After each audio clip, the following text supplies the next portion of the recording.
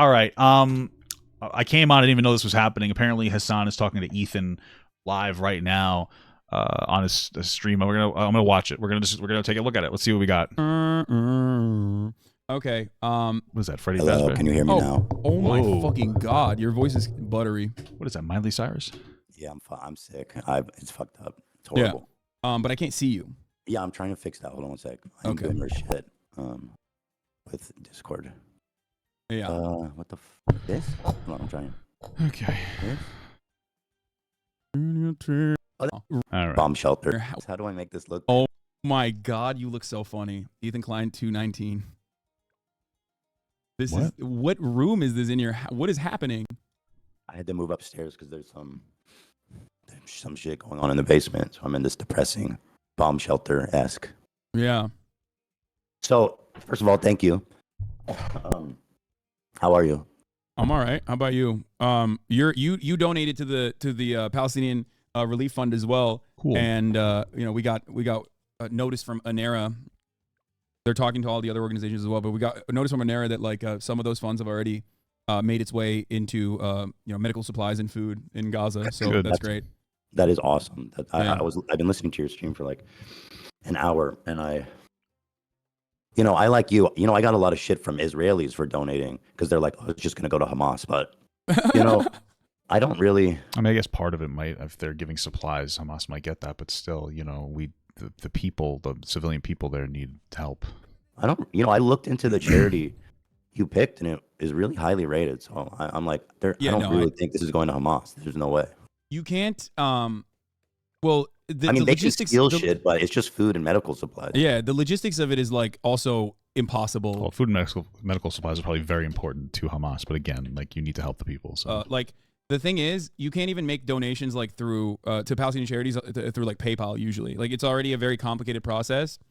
And it's not just like just for Palestinians in general. The similar structure exists for even like Pakistan, which is like a client state, right? If you were to try to utilize, if you had like anyone that that lives in Pakistan and you wanted to give them money, you would not be able to do so. Like it's really shitty. Okay. Yeah, and I mean, what choice do you have? They need help, so it's like you just pick the best option and hope that it gets there. But I'm glad it is getting there.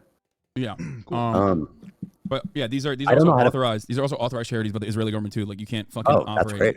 There you go. Yeah. That's even better. You can't operate inside of Gaza without obviously Israel allowing you to operate. Well, that's good. It's good, but it's also good that Israel is allowing charities in there. I think that speaks well to them Inside of Gaza. By the way, dude, I got a fucking Air Force ad on your stream, like 3 of them. Yeah. That's crazy. They pump that shit pretty hard, which I feel like is so funny because I think. Well, yeah, of course. I mean, the military, any branch of the military wants young, confused teens to be really into the military and join them, and that's what Hasan's chat is full of. So because it's like this is politics, so they think like, oh yeah, people will love this, but it's the least susceptible audience that you could possibly give Air Force ads to. Definitely, that is true. I just thought it was pretty. You're right. Confused 15-year-olds. They're definitely the least likely to go to war. Pretty outrageous, but you're right. I don't think they're converting anyone in We're gonna join the military and change it from the inside. your audience. Yeah. There's the Marine Corps too. Yeah. So basically, I wanted to talk about specifically the one state versus 2-state solution. And my approach to this. Yeah, I mean, listen, there's no way you're going to do a one-state solution. It's just not going to happen. Neither side is open for it. You have a very complicated history on both sides. You have the Jewish people who have historically been oppressed by both Eastern and Western forces, driven from their lands, enslaved, genocided. Remember World War II, you guys? And so they were given that land by the UN. You could argue that the UN had no right to give it to them, but things were a little more complicated back then. Nowadays, we have much more asserted borders, we'll say. Back then, land grab was more open. There were other countries that were trying to occupy that land as well. And they were given the land and because they need to protect themselves. That's their argument. That's the argument is like, hey, you have a very anti-Semitic world and they need a place to be able to be safe. I appreciate it. I can understand it. I think that as time goes on, hopefully that can change. Hopefully the world becomes more peaceful and everyone loves each other. Right? And so them constantly getting attacked by other Eastern countries, though, since their establishment in like 1948, or it might have been 47, it's caused them to have a fear of other surrounding Arab countries. And then, of course, the Palestinian people for decades have been pushed out of their own lands and now forced into basically an open-air prison. And so neither side, they're getting killed. I mean, the IDF is killing men, women, and children in the sake of trying to take out Hamas, but I just think it's disgusting to kill hundreds and thousands of civilians just to get out a few political targets. And so neither side is going to there's no one-state solution. This is not going to happen. They hate each other. The only way to change that is to implement a two-state solution and then just see where it goes. That's why I say two-state solution, and maybe Israel gives the Palestinian people money, reparations in some form. So when talking about it, maybe Mr. Beast could do it. Pragmatic, and I'm trying to be realistic. I think our goals are aligned in that we want peace, a lasting peace, a meaningful peace. I know it seems like impossibly far away, but I do think there are certain starting points that we need to come from and agree on. What's the disagreement? I could have swore Hasan said that he was in for a two-state solution when Piers Morgan, expanding out from there. And one of them is this issue. I understand that you are a one-state. You don't believe in a two-state solution. I could have swore he said he was for a two-state solution when he was talking to Piers Morgan. I used to be. I used to believe in a two-state solution. I was an advocate for a two-state solution. How does that change? Why? I think there are a lot of other people who also used to be two-state solutioners themselves that have changed their perspective dramatically over the course of the past couple of decades. Due to the settlements and the rapid expansion of settlements. I think Avi Shleim. My understanding is a lot of those settlements and the expansion from Israel, well, I think is wrong, is because they get attacked. So what happens is, if you look, there's like a myriad of different battles and wars where an Eastern country tries to attack Israel, and then they take over more land. Maybe part of the reparations is to give some of that land back. That's fine. There's another person that I can immediately call.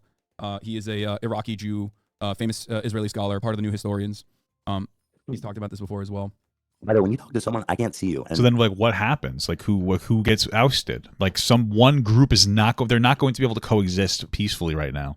So you're basically advocating for the death of one group, which I think is just it's just dumb. The stream is delayed. How do you usually do this if you're calling in? Oh, I mean, it's fine if I can't see you. Usually I just don't. The reason why I don't show myself is usually because I screen share with whoever I'm on with stream. Because we'll look at bench videos or whatever. Okay. It doesn't really matter. That's cool. Yeah. So first of all, I guess I'll say this. When talking about the two-state solution, I'll agree that there cannot be a meaningful negotiation here without basically fully dismantling the settlements. And I would even be in favor of offering some kind of restitution to the Palestinians that were evicted. That's a big ask, sure, obviously. But I do believe that is the right thing to do in this agreement. So we can start from there, right? Yeah.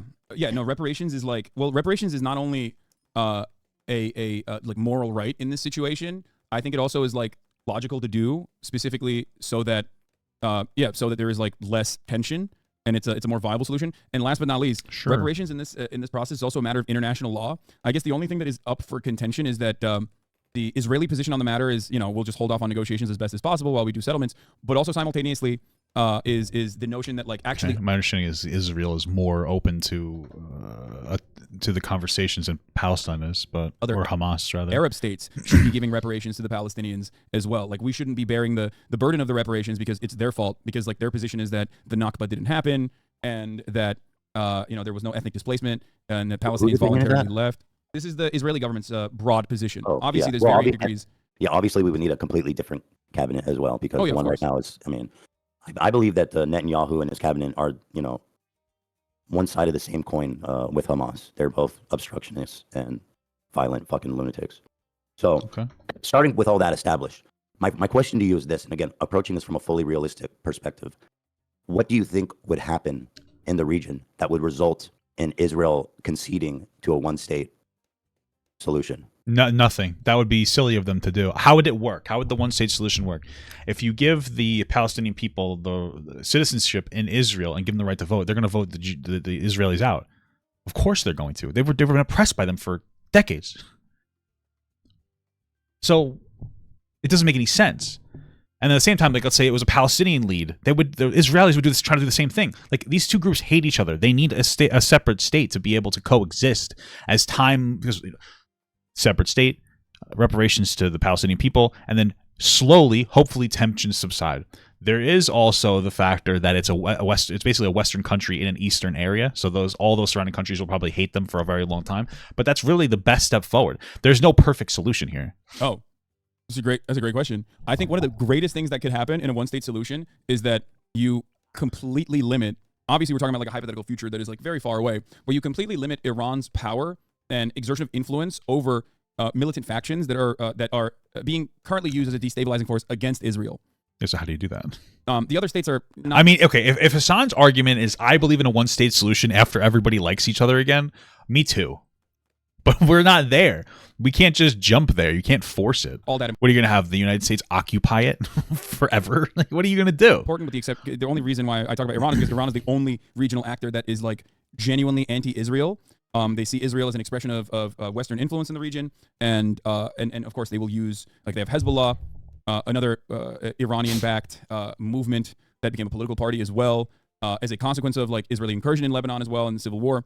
And these are all opportunities for Iran to push back by way of Syria, by way of Iraq, by way of Lebanon, by way of the Houthis in Yemen. That they would not be able to utilize these militant factions if there was a permanent peace solution. So I guess I'll ask the question again, because I'm not sure if it was answered directly. But what do you think could happen in the region that would result in a one-state solution? I think that, well, he's trying to say that he would just try to reduce Iran's influence on trying to destabilize the government. It's like, okay, I don't know if that'll work. The normalization agreements would continue with the Gulf nation states, and that Iran's influence over militant factions within Palestinian forces would wither away. Because to be clear, Iran is backed by Russia, so it's not like this is not a very easy solution to engage with. There would be no necessity for their continued violent emancipatory efforts. And so you're saying that continued normalization of relationship between Israel and neighboring countries. Yeah, that was already, because a lot of the neighboring countries are already like they're basically American client states to begin with. Egypt being a great example of this. Like, the Egyptian economy would not exist without America's like tremendous amount of help. Like, we give Israel a lot of money. We talk about that all the time, but we give Egypt even more money than that, right? Like, so Egypt is a great example of this. Wait, I thought we were bad though. What? We're helping Egypt? I thought we were bad people, dude. What the UAE and Saudi Arabia, again, regional actors that have their own personal interest in the matter, but like they're not interested in defending Palestinians by any means. Regardless, they are absolutely America's solid allies in the region too. So most of those countries are pretty much designed in a way, like if we're talking about Jordan. That's interesting, because my understanding is I think I saw somebody talk about why Egypt's not taking in Palestinians, and maybe Hasan's wrong, maybe they're lying, I don't know. And the argument was, we're not going to take them in because that's what Israel wants, and we don't want to help Israel in that capacity. But if Hasan is saying that Egypt is a very close ally to America, then wouldn't they want to take them in to help? So I think maybe either Hasan's wrong, or what's more likely is that other person's lying. Like, I don't understand. Are they not as great of an ally as he makes it seems like? I mean, I'm a little confused. Directly designed with European influence. Again, another country that's like a holdover state, basically. These are all countries that will go along with the. These are all countries that will go along with whatever America's interests are, as long as America can reinforce its hegemonic power in the region, and genuinely is interested in developing a new relationship with other regional powers. So, I do question the. What's your concern? Let me ask that, because I think that would be better. My concern is just like, how practical is it to magically implement all these things and for it to happen in one day? I mean, you're ignoring the tensions and the anger and the frustrations of the people on both sides. Like, they're not going to magically just be able to give it up and be like, no, I don't care anymore.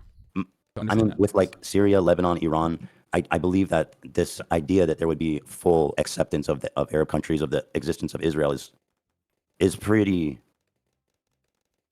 idealistic. Do you know what I mean?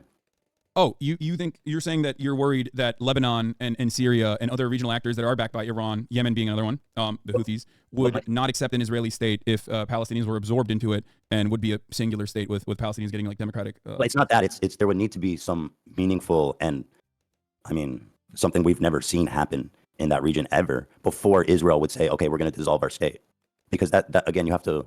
My concern is that people that say they want a one state are basically, in a non-starter conversation. It's unproductive. It's just not going to happen. It sounds nice. It's just not going to happen. Almost, I find it so unlikely to happen. So, well, like the other issue is like, so. Can I here real quick before we move on from that? So, there already is a one state. Like, the way I see it, the actual legitimate reason as to why I don't believe There isn't a one state. What are you talking about? Right now it is basically two states. Even a two-state solution any longer is because there is a one state, right? And No. that one state is an apartheid state. It's a constant Israeli occupation in the West Bank. No, there are basically two different states. The one of those states has a tremendous amount of influence over the other one, which is Israel. But it's not one state. It's currently two different states. He's just being dumb. And constant control over Gaza as well, which they have control of things in and out, but they leave those people to themselves to do whatever they want with the limited resources they allow. It is an oppressive scenario, but it is currently two states. It's been a demonstrable failure for Israeli security, obviously. You and I agree on that. But my solution, basically, when I say I want a one state, is first and foremost a moral one, because I do want the end to the apartheid, so that Palestinians can have recognition, it can continue a life of dignity, have autonomy, and participate in a secular democratic process. But the alternative is, the way I see it is like, is it a one state that is an apartheid, or is it a one state that doesn't have an apartheid? And you're saying it could still be the state of Israel. I don't care what it's called. I have no interest in discussing that. I care more about like human beings that live. What does this look like? I don't understand. Both sides hate each other. It's not practical. There. Okay, yes, whatever. It's like this idea that of Israel normalizing relations with all of their neighbors is just like, when can that ever happen? Because if we're gonna have a conversation like right now about the best path forward to peace for both groups, that just doesn't seem like. And then here's another aspect. It's not going to work. Is that if you were to basically remove the all the checkpoints and walls and barriers and blockades and all that stuff, and again, I'm not saying it's right or wrong. I'm just coming at it from a very pragmatic perspective. Do you think there would be more or less violence against Israelis? Wait, I'm sorry. In a one state solution, do you think there's more or less violence against Israelis? Is that what you said? Yes. Obviously more. I mean, that's not exactly what I said, but it's close enough. I think the grand stream of things, it would be less. Where am I coming from this? What are you talking about? If these two groups of people weren't separated right now, they would be killing each other. What are you talking about? Why am I saying this? Well, because there are good examples of an apartheid state obviously no longer existing when we look at South Africa, as a matter of fact. But also, on top of that, one thing I want to go back to, you said like Israel's allies or Israel's like regional enemies are they constitute a threat, right? Well, they still currently constitute a threat. A one-state solution just eliminates like one internal faction that is an ever-present. Well, the one-state solution mixes everybody together, and it makes it easier for the people who want to threaten Israel to attack them. What the fuck is he talking about? In danger. You're telling me if we were to lift the blockade and the wall around Gaza today, there wouldn't be more violence against Israelis? I 1000% look to what has happened in the past throughout history. Okay, he's not going to engage with it. He's going to continue he's going to flounder around and change the topic. He's full of shit. Holy fuck.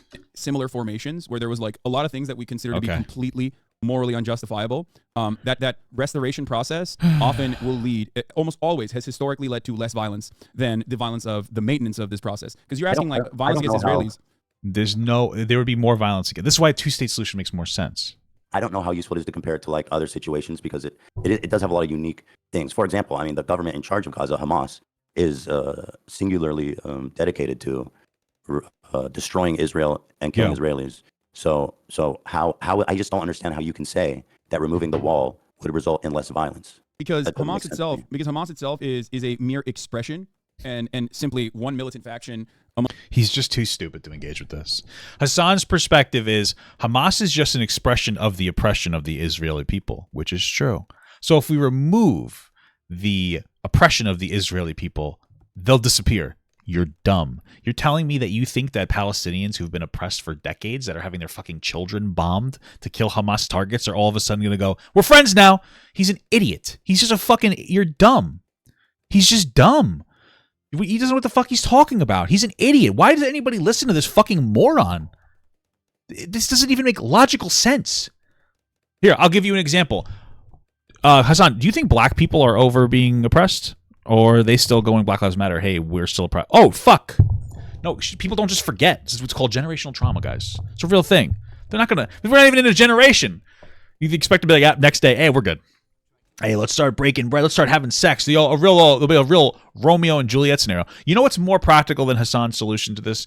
A literal Romeo and Juliet solution. The daughter of the Israeli president and the son of the Hamas fucking leader fall in love together and have their whole fucking beautiful love story, and then them going through the tragedy of taking their own lives. And then Israel and Palestine going, you know what, maybe we're not so different after all. And shaking hands is more practical than the shit Hasan is saying. The removal of the oppression, which would happen under a two-state solution, is step number one. You need time. Our generation is not going to see these two countries merge or be peaceful. It's just not going to happen. The fuck is he talking about? Amongst the sea of Palestinians, 5 million of them living So under dumb. The occupation, under the A lot apartheid of regime. Hamas. I know there's a ton of peaceful Palestinians, the vast majority, but there's also a lot of Hamas. Yeah, no. So if you're an Israeli, and you see someone saying we need a one state, that's the only solution. The Israelis are going to see, okay, we're going to remove our walls, we're going to remove our checkpoints, and it's going to be suicide bombs in our cafes and buses again within the matter of days. Well, with the walls and checkpoints, October 7th still happened, right? So it's more of a matter of like, yes, exactly. So it'll be even worse. Matter of whether the ceasefires have worked successfully, and usually the ceasefire process is, even though it is led by Hamas on the Palestinian front, is still relatively successul. That's one thing. But I do think that comparing this to other historical events is important because what's the point of being? I mean, chattel slavery was truly a continued form of unimaginable, untold amounts of genocidal struggle, where African people were ripped away from their homes. You know the stories. I don't need to tell you about that. But then in the Reconstruction process, there was a similar fear that what if black people that were now newly freed would turn around and treat white people in the same way that we had historically treated them. No such thing actually occurred. What the fuck are you talking about? Is he comparing? In that process, and as a matter of fact, the real violence that came after that was conducted by the KKK, a desperate attempt to okay, so we've gone to America now. Restore the racial hierarchy, the racial pecking order. Holy fuck, he's dumb. Okay, so you're... Dude, I'm actually going to fucking light myself on fire. You can't compare that to what happened. When black people were freed of being slaves, they were still second-class, third-class citizens in the United States. So he's saying, no, it won't be so bad. They were afraid. Hey, compare the two. If we made Palestinian people basically free, they wouldn't take over like the black people didn't take over. Yeah, because black people were they weren't even fucking citizens. They didn't have the same rights. They were just freed. And they still basically stayed slaves because they couldn't fucking afford to go anywhere. This guy's a fucking moron. Papa Destiny calls Hasan an info dumper because he asks a question and he'll try to unnecessarily put everything in. Yeah, you could tell. He won't shut the fuck up. He just talks about every other country. He just wants people to know he's smart. He's annoying as shit. Order in the South was established by the militant factions. I know there were isolated incidents. This guy's an idiot. Holy fuck. You Bro, the only good thing about Hasan, and this is the thing, when Ethan talks about any other topic other than Hasan, he looks like a floundering fool. But when it comes to him talking to Hasan, it's like a slam dunk. This guy's so dumb. Holy fuck. Slave revolts where they kind of took over the plantation and killed the master and stuff. But I mean, like Nat Turner. Has there ever been a organized group of black terrorists that were, launching attacks on basically, I mean, civilian, I guess, whatever. Yes. But I mean, okay, who? When? Well, I just gave you one example, but then also specifically in apartheid South Africa, the ANC in the beginning of the 60s under Nelson Mandela decided to take up violent means because they had tried and exhausted all peaceful options of civil disobedience. Bro, this is just Hasan trying to pull Ethan onto his platform so he can make a YouTube video. Originally, they chose to oppose the apartheid by engaging in mass actions and trying to get mass arrests to cripple and dismantle the carceral system in South Africa. So that didn't work. Thousands were arrested. Then there was another riot where police opened up live fire and killed 69 black protesters against the apartheid from the ANC. And then after that, there was a shift into more militant resistance against the apartheid. And the violence from the ANC, just like the violence from the IRA in the Troubles, was not only... So it sounds like you're proving that it wouldn't work. Jesus Christ super chatted $2. Hasan is right, Papa. Yeah, you can tell because he's hot. You're right, brother. You're right. It wasn't directly against I was asking about military American positions. slavery. But the truth is, I've been learning a lot about Israel, Palestine, and I don't know as much about like South Africa apartheid. So let's just stay on, I guess, focused on because I just, to be frank, I don't know what you're citing, so it's not helping me much. Well, the reason why I'm citing that is because you said, like, is there a way? And I'm giving you historic examples that aren't that far off, whether it be the Reconstruction period. I think that we all kind of, this is way far off. What are you talking about? These are these are uniquely, massively different scenarios, no? I mean, this is such a unique situation. What are you talking about? Is too far off if you don't want to think about that. ANC's actions and activities that put Nelson Mandela on the terrorist watch list until 2008 were against civilian populations as well. They engaged in. Okay, so listen, I'll concede that it's possible as a result of what happened in apartheid in South Africa. It's not. But in Israel, as it is now, I don't think you could convince a single Israeli that removing the blockade and borders checkpoints wouldn't result in immediate violence against them. And that's why I believe it's a non-starter. I don't think you'll ever convince Israel Of course not. To basically dissolve their state. You won't convince Israel or at all, and the Palestinian people. This wouldn't work out. I don't understand how Hasan doesn't know this. And remake it as one state. I just don't think Israel would ever do that, ever, like ever. I don't disagree with you. It would never happen. The only way that would happen is beside force, which is why I asked in the beginning, what could lead to Israel willingly? If you wanted to do a two-state solution, or excuse me, the only way a one-state solution will work, unironically, is if we have literal military, like American military on the ground policing that country for decades. That's it. You can cry and be like, "Why America?" Because we're the most like impartial source. Absolutely, we would be unironically the least oppressive force that would be able to exist there and police the two states. You could disagree all you want, but that's the only way you would do it. That's it. That's fucking insane. That would be an insane amount of money for the American taxpayer to pay to be able to implement something like this. This is stupid. No way. Do a two-state solution. What the fuck are you talking about? Dissolving its country and creating agreeing to create a one-state country, short of just annihilating massive amounts of Israelis in an all-out war. I don't see any other way to do it. No, I think that no, the way to do that the enforcement mechanism would be international pressure, but most importantly, the number one international pressure for what? What are you talking about? That wouldn't work at all. Oh, international pressure when you have Russia actively wanting that influence out. There's no way. Russia has funding Iran. That's funding Hamas. What are you talking about? You don't think that they're constantly going to try and push? There's no fucking way that this would work. He's like a little baby virtue signaling. Dude, this guy is a fucking idiot. Like his perspective just leads to more people dying, and I don't think he cares. Because if he did, he wouldn't have it. Because he's just fucking dumb. One most important party at play here, the United States of America. Now, the reason why I talked about the ANC or South African apartheid is because Israel and South Africa were allies in that same time frame, and they relied on one another quite effectively during the Cold War as well. And also, I personally believe that Israel saw what happened during the South African apartheid and vowed not to repeat those mistakes in order to continue being a ethno-state, a Jewish ethno-state, and maintain an apartheid structure in occupied territories. So that's the reason why I think it's important to draw this parallel. And it's also important because that's how international pressure worked in that situation. It's a very successful and very recent example of an apartheid regime ending with international pressure, specifically with American sanctions. What's up? You think with international pressure, Israel would dissolve their country and create a one state? With international pressure, Israel would do anything that, not even international pressure, but just American pressure, Israel would do anything. No, they wouldn't. You're a fucking idiot. This guy's dumb. They would not. I just want to be very clear about like the reason that there is a Jewish state in the first place is because Western and Eastern forces historically have murdered, enslaved, and genocided Jews, forced them from their lands. You're telling me you think that Israel's going to play nice because America says dissolve your state? Absolutely not. Are you kidding me? They're going to lean as hard as possible into like destroying the other side. What the fuck are you talking about? What is he talking? He's just so dumb. There's no way. That'd be stupid as shit. What a terrible fucking idea. I think it's important for you to understand how dumb you are. That will never happen. And I say this not from a right or wrong perspective. I'm just saying this from pragmatically. I know Israelis. I've lived in Israel. That will never, ever, ever happen short of all-out war. It will never give up the country, ever. It will never. It's a 0% chance. No, I understand that. I know that there isn't the willingness. Here's the I understand that. So why are you suggesting it? We're not sitting here writing a fucking fairy tale story.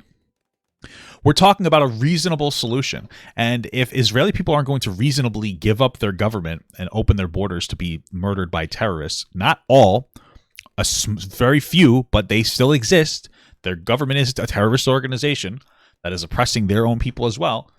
But you think that they're going to be like, yeah, let's do it. Fucking open me up to die. Yeah, awesome. Here's the counter from South Africa. You could say, in South Africa, the white population was only 10%, right? Oh my God. And even then, the majority, after long and continued pressure campaigns from the international community, actually moved in the direction of ending the apartheid themselves. So that is actually a way to counter what I'm saying right now, right? You can just say, well, in South Africa, even the majority white population was on board with ending the apartheid for one reason or another, whereas in Israel, there's currently no appetite for this whatsoever. It is 73% Jews in greater Israel. So there's a ton of Palestinians, in West Bank and Gaza and neighboring countries. Yes. But it is largely a Jewish state by quite a margin, which makes it, in my opinion, uncomparable. It's not apples, it's not apples to apples with apartheid South Africa. What do you mean by that? Well, as you said, the white population. It means it's vastly different. Was 10%, right? Oh yeah, the white population was much smaller, and this is what Noam Chomsky refers to as like Israel's labor problems being fixed in the aftermath of the first Intifada. Israel relied on obviously the Arab population to do the labor in many cases, like cheaper labor. And after the first Intifada was fought with strikes and stone throwing and the like, Israel moved in a different direction. That's why there's like a new population of a labor force that is often imported in, whether it's Sudanese refugees or whether it's Thai workers that are able to work like a cheap labor force like that isn't. I feel like you're not understanding. He's just yapping. I don't even like. What is the point of what he's saying? Like literally, I'm never gonna get out of my mind now. Now that you said that Destiny says a fucking info dump, like holy shit, what the fuck does this have to do with anything? Hasan doesn't care about Israel or Palestinian people, by the way. He doesn't give a shit. This is clear. When you sit down and you come up with a fantasy moron solution that you know is impossible to ever implement, it is a virtue signal. Hasan is a virtue signaling about a one-state solution that he knows will never be implemented because both sides hate each other, because both sides have been attacking and oppressing each other in different ways. And he's like, yeah, we should do this. Oh, it's a great idea. No, it's not. You know it's a bad idea, and you know that the Palestinian people, why would they want to live peacefully with their literal fucking oppressors? Why would Jews want to live with their literal fucking terrorist organization? Like both these groups hate each other. They need their separate state while tensions rile down and humanity can come back to both fucking areas. Not understanding. Oh my God. Say it in a condescending way. I don't mean like that. I just mean like you're not engaging with this idea that Israel will never give up its state short of all-out war and violence. It's not about Israel giving up its state. It's about Israel dissolving the apartheid structure and allowing Palestinians to also great. That's called a two-state solution. Be a part of its democratic process. And that's what and I do go back understand to. that there is an appetite. I do understand that there is no appetite in Israel whatsoever. Cool. From There's no appetite in Palestine either. The Jewish Thank you. population especially. In doing such a thing. I totally get that. There's two considerations here, or three actually. One is the moral one. I think you and I both agree that would be a good thing, right? Cool. Ending apartheid would be a good thing. The second consideration is a matter Dude, of... if first of all, I wouldn't even consider it an apartheid. I mean, the Jews are trying to keep out a group of people who've been historically trying to attack them, understandably so, because they're trying to get their land back. But that is what's going on. I don't think it has anything to do with race. I don't think it has anything to do with anything like that. Simply put, they're trying to not die. They've been getting constantly attacked because there are Arabs, there are non-Jewish people that are part of the government inside of Israel. So I think it's stupid to keep calling it an apartheid state. Two-state solution would end your supposed apartheid state. International law, and the last one is obviously what this would look like in practice. So when I talk about the morality of the situation, I think you and I are both in agreement. But when we're talking about it in a practical application, you have concerns, but concerns that revolve around Israel not wanting to do this and fighting against it tooth and nail. Right? They will literally. It will never happen. I completely understand what you're saying. I agree that as it stands currently, that the Israeli government would refuse to do this. The Israeli population would not be receptive. Everybody. Yeah, the Israeli population would not be receptive to it. Ultimately, it still doesn't change the reality that this would be an ethno-state, and there's pressure campaigns that could work from the international community that could sway the Israeli. I don't think. Dude, it doesn't matter. Whatever sanctions you can dream of, you're not gonna convince Israel to dissolve their borders. You have to and again, I'm not justifying, I'm not defending anyone. I'm only speaking pragmatically about where do we start talking about this conversation of peace. Okay. Another thing you have to understand is that a ton of the Israeli population are people who escaped the Holocaust, and when they came down there, they bring generations of paranoia and persecution. And so there is, I believe, a widespread belief held by nearly every Israeli that if the borders would dissolve, if the borders would come down, there would be a massive genocide against Jews. And that they believe that. And I don't know necessarily to what extent that might be true, but I can tell you for sure that that's what they hear when they think one state is basically a bunch of Israelis being massacred. That's what they hear. That's what they see, and that's why it will never happen. Okay, so the paranoia that people have, or Holocaust survivors have, especially, is I guess important for the practical application of the matter, but I'll give you an example of like the government moving in a direction. I love how we're just rolling past the generational oppression of Jews. If we did that, if somebody did that in America, like conservatives have been doing for however long, Hasan would be crying right now. But because they're Jews, it's okay. They're of course. What are you talking about? That the people of course they're not going to give up their land. They're afraid of another genocide. And when you have dumb fucks like Hasan justifying from the river to the sea, Palestinians shall be free, saying no, they just want peace. No, they don't. They want Jews. They want Israel's out of that land. I mean, duh, they've been oppressed by the Israeli government for fucking ever. No shit that's what they would want. I understand why they would want it. But stop pretending like, what the fuck are you talking about? Actually don't want the government to move in at the behest of the United States. So, or even sometimes moving in the direction that people don't want it to move in but then still engaging in it, like the rapid settlement expansion. This is just yapping. Is there anything that they talk about of substance? Government doesn't really factor into considerations like what the broader liberal Israeli society thinks about the matter. They just keep building the fucking settlements and populating these areas, right? And the opposite has happened as well. In a time when, according to the Israeli Democratic Institute polling, I believe 80% of the Israeli Jewish population believes that there's no need to consider Palestinian lives in the last siege in Gaza. The government has taken steps that some people would find to be inappropriate in opening up humanitarian corridors so that you can bring in supplies. Defense Minister Yoav Gallant was asked the question in the aftermath of the first day of the Rafah border opening so that they could bring in trucks and trucks of supplies. What does this matter? What he's just yapping. Into Gaza. They were asked, why are you doing this? To which Yoav Gallant responded with, what can I do? America told me I have to do this. In 2021, Joe Biden called up Netanyahu. What's up? Letting humanitarian aid through Rafah crossing, comparing that to dissolving your sovereign border is insane. No, of course. It's not a one-to-one comparison at all. Of course not a one-to-one, but I still need to use it as my argument. Okay. I'm simply stating that something as minor as that, all the way to ending a siege is entirely up to the United States and what the United States is letting Israel do and allowing it to do. Oh, I get it now. I get it. I understand what's happening now. America bad. America bad. The only reason that the Israeli people are attacking Hamas is because America is not telling them to stop. I didn't even think about America being bad.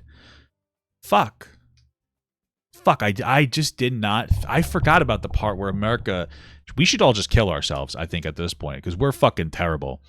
Dude, what are you talking about? It's not going to change anything. What the fuck? Oh my God. Jesus Christ. This is fucking insufferable nonsense.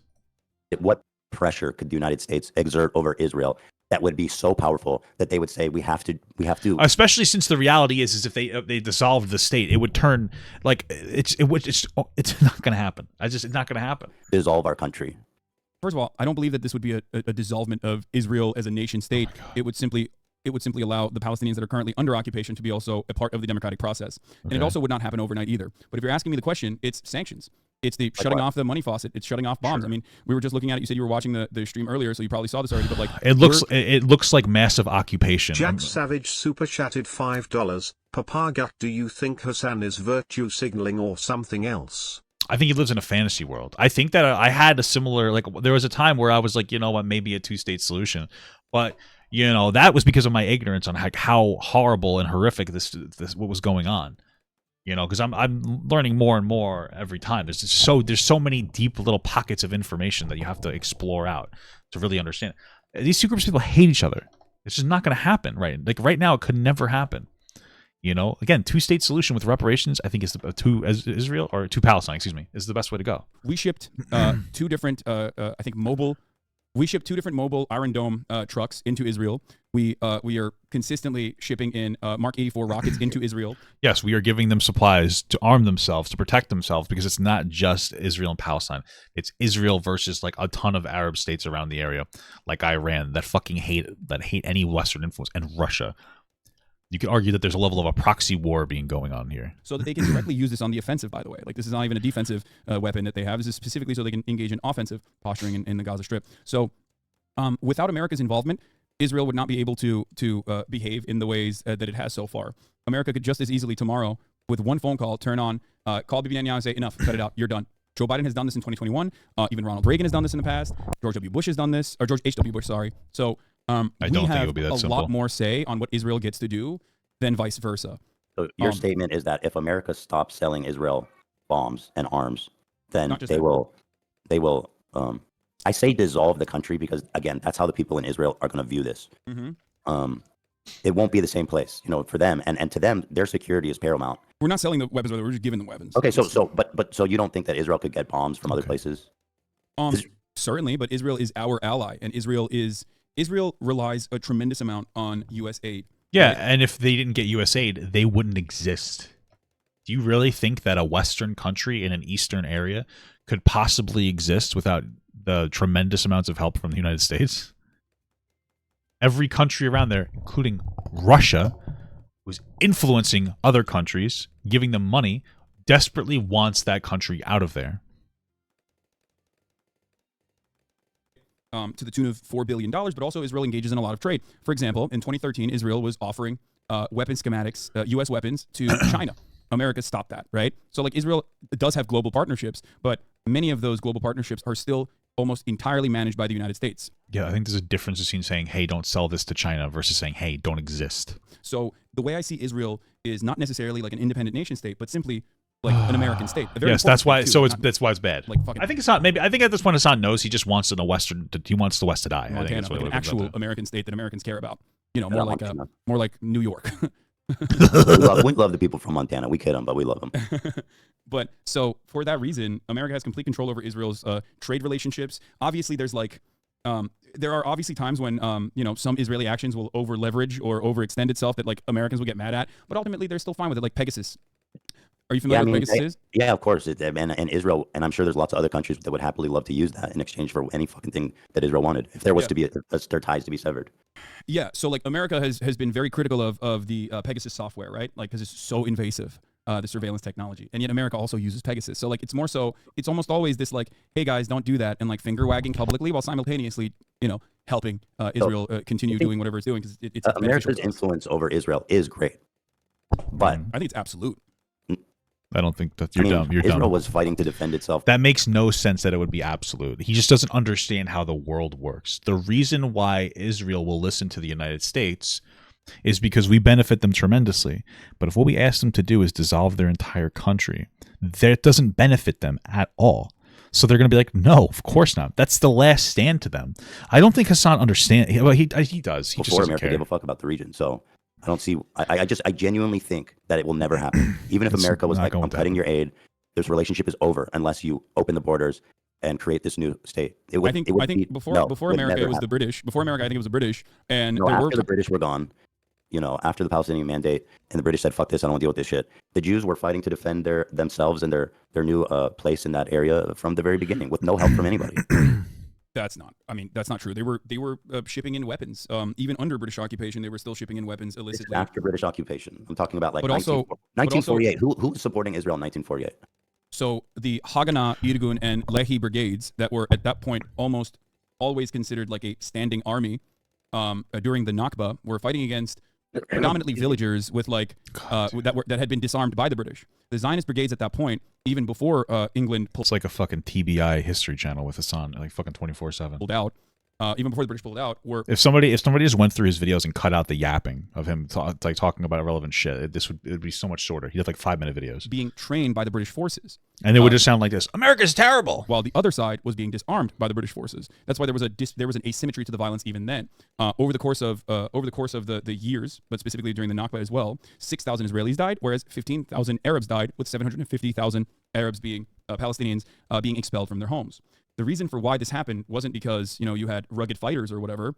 I mean, they were great fighters too, but it was also because it was a broadly civilian population that was being slaughtered, and by a militia force that was trained, had weapons, had even a plane, had armored personnel carriers, whatever it looked like back then, and had much better weapons as well. So I mean, listen, this stuff is just not comparable. I mean, if you look at the United States during 1948, there was an arms embargo during the time.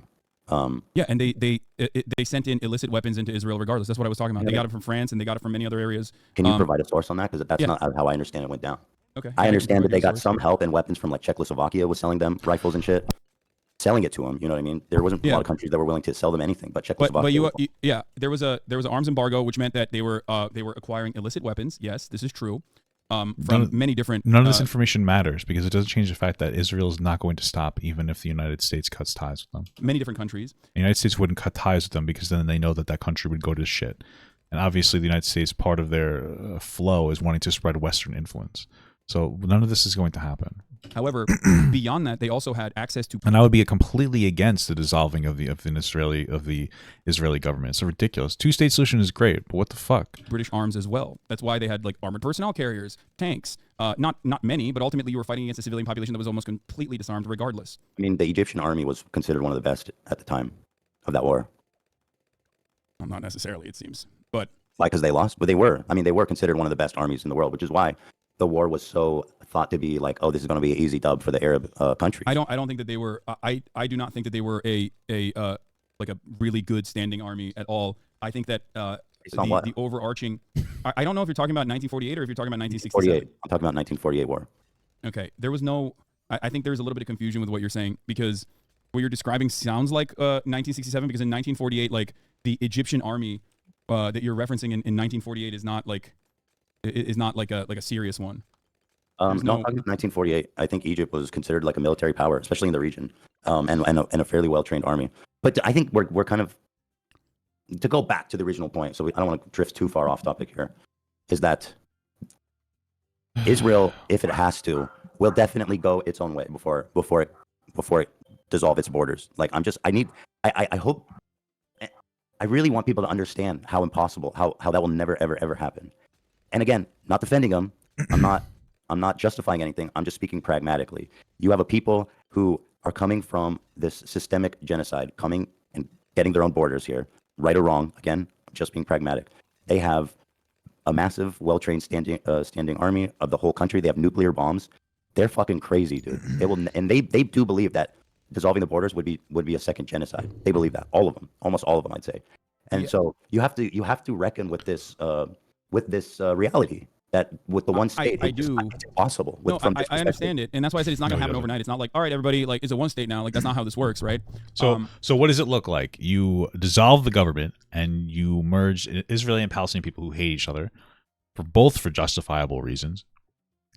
And then what? The Palestinian people, or the Israeli people don't vote to oppress the other person or exclude them in some capacity. How does this work? How does it work? But a international commitment in the exact opposite direction has to happen, and it has not happened thus far. Well, then a good question even then is like, do you ever even think that's possible before we can even get to the idea that we need to exert pressure on Israel from foreign forces?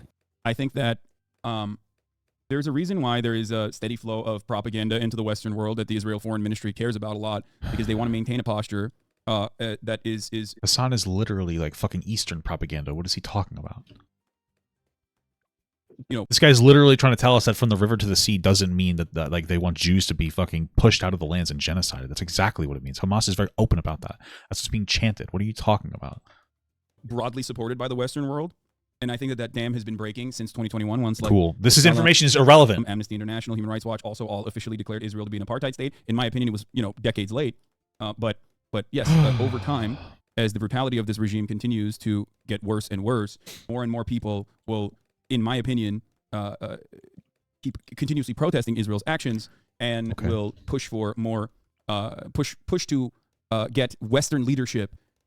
To pull support away and ultimately even move in the direction of sanctions. This kind of timeline are we thinking here? I'm not entirely. I don't know. I don't know how long this will take, but I won't stop fighting for it. It doesn't go on that long. It sounds like that's a really long plan.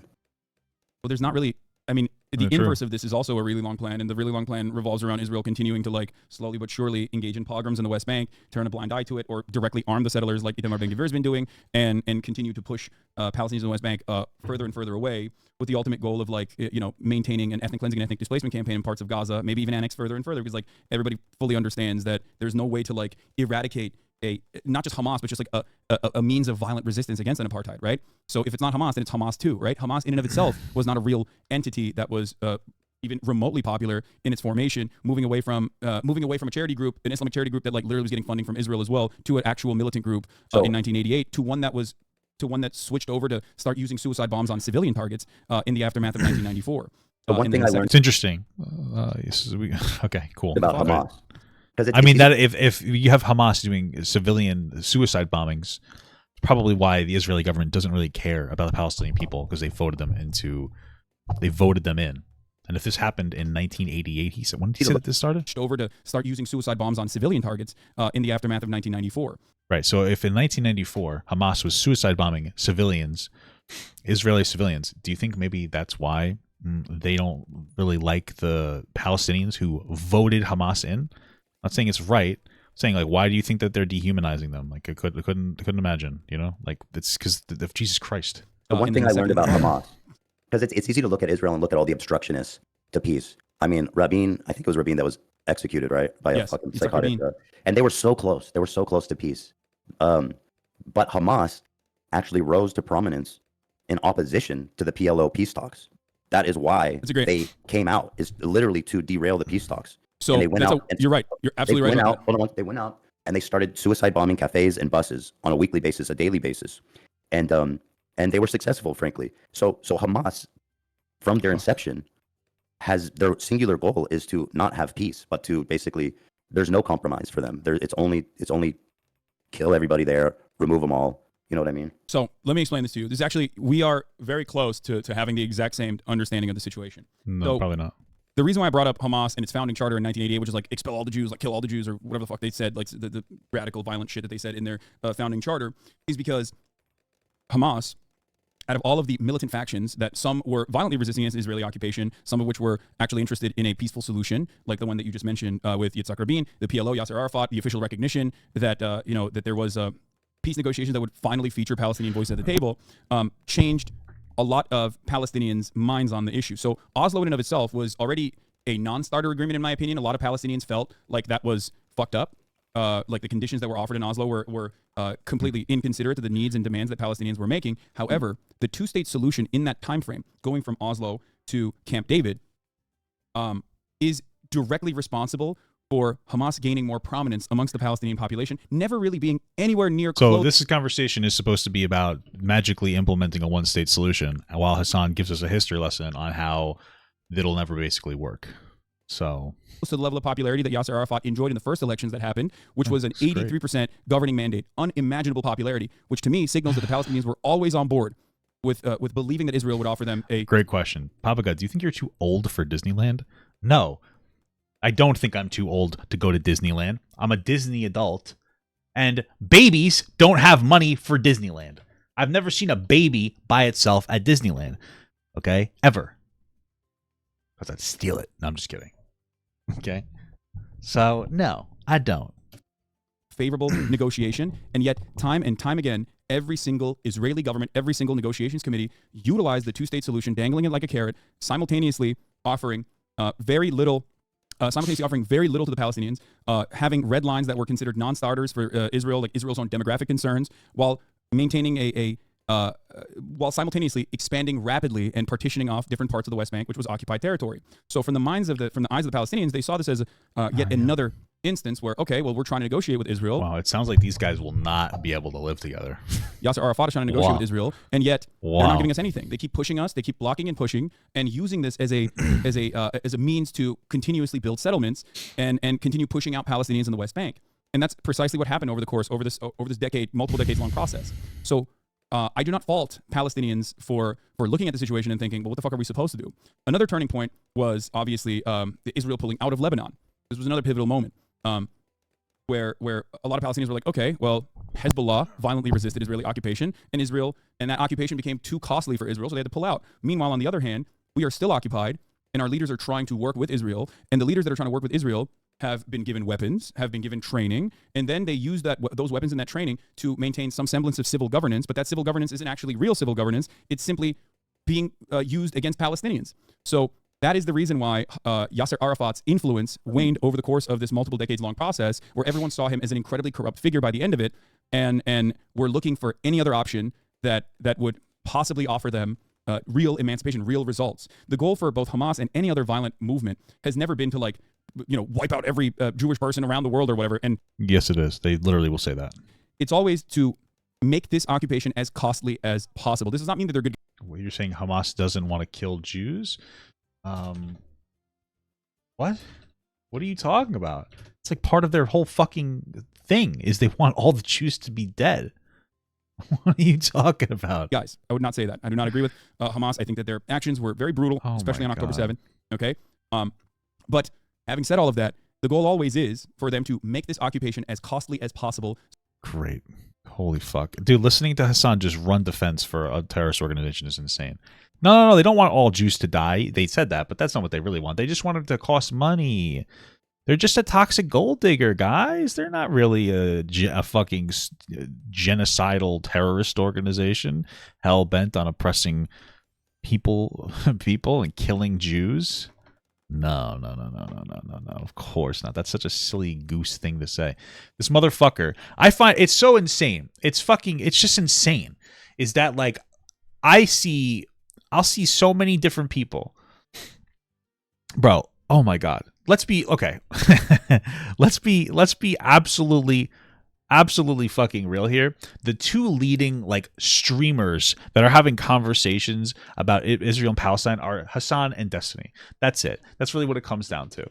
Okay. And when you see Destiny talk about it, he'll say this. He'll say, yeah, I support a Jewish state, but I think that there's a lot of fucked up things that the Israeli government's doing, and that's bad. Okay, cool. And then Hasan, he goes, Hamas, they're kind of bad, but also they're not really trying to kill the Jews. They just want to make it cost more money. It's like, oh, okay.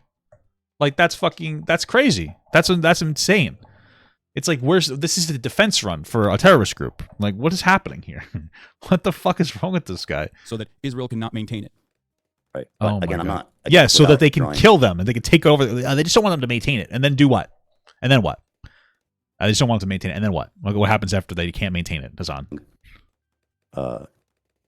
Conclusions about who's right and who's wrong. Broadly, I agree with the Palestinians. I think it's worth saying in terms of them being fucked over, obviously the hardest, and being the most entitled to peace and reparations and lands and stuff. But again, okay, let's go back. So Hamas was created in opposition. You say the peace talks back then wasn't even realistic.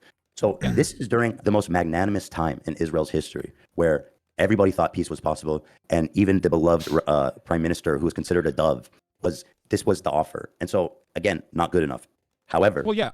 The dove himself was like he was okay. However, looking at now, I'm just being real. Like, you have to see how impossible it is. It's just a non-starter. It's just a non-starter with Israel. It will just never ever happen. Another question I have to ask you, I guess, going along, is like, do you think a lasting peace is possible while Hamas is in power?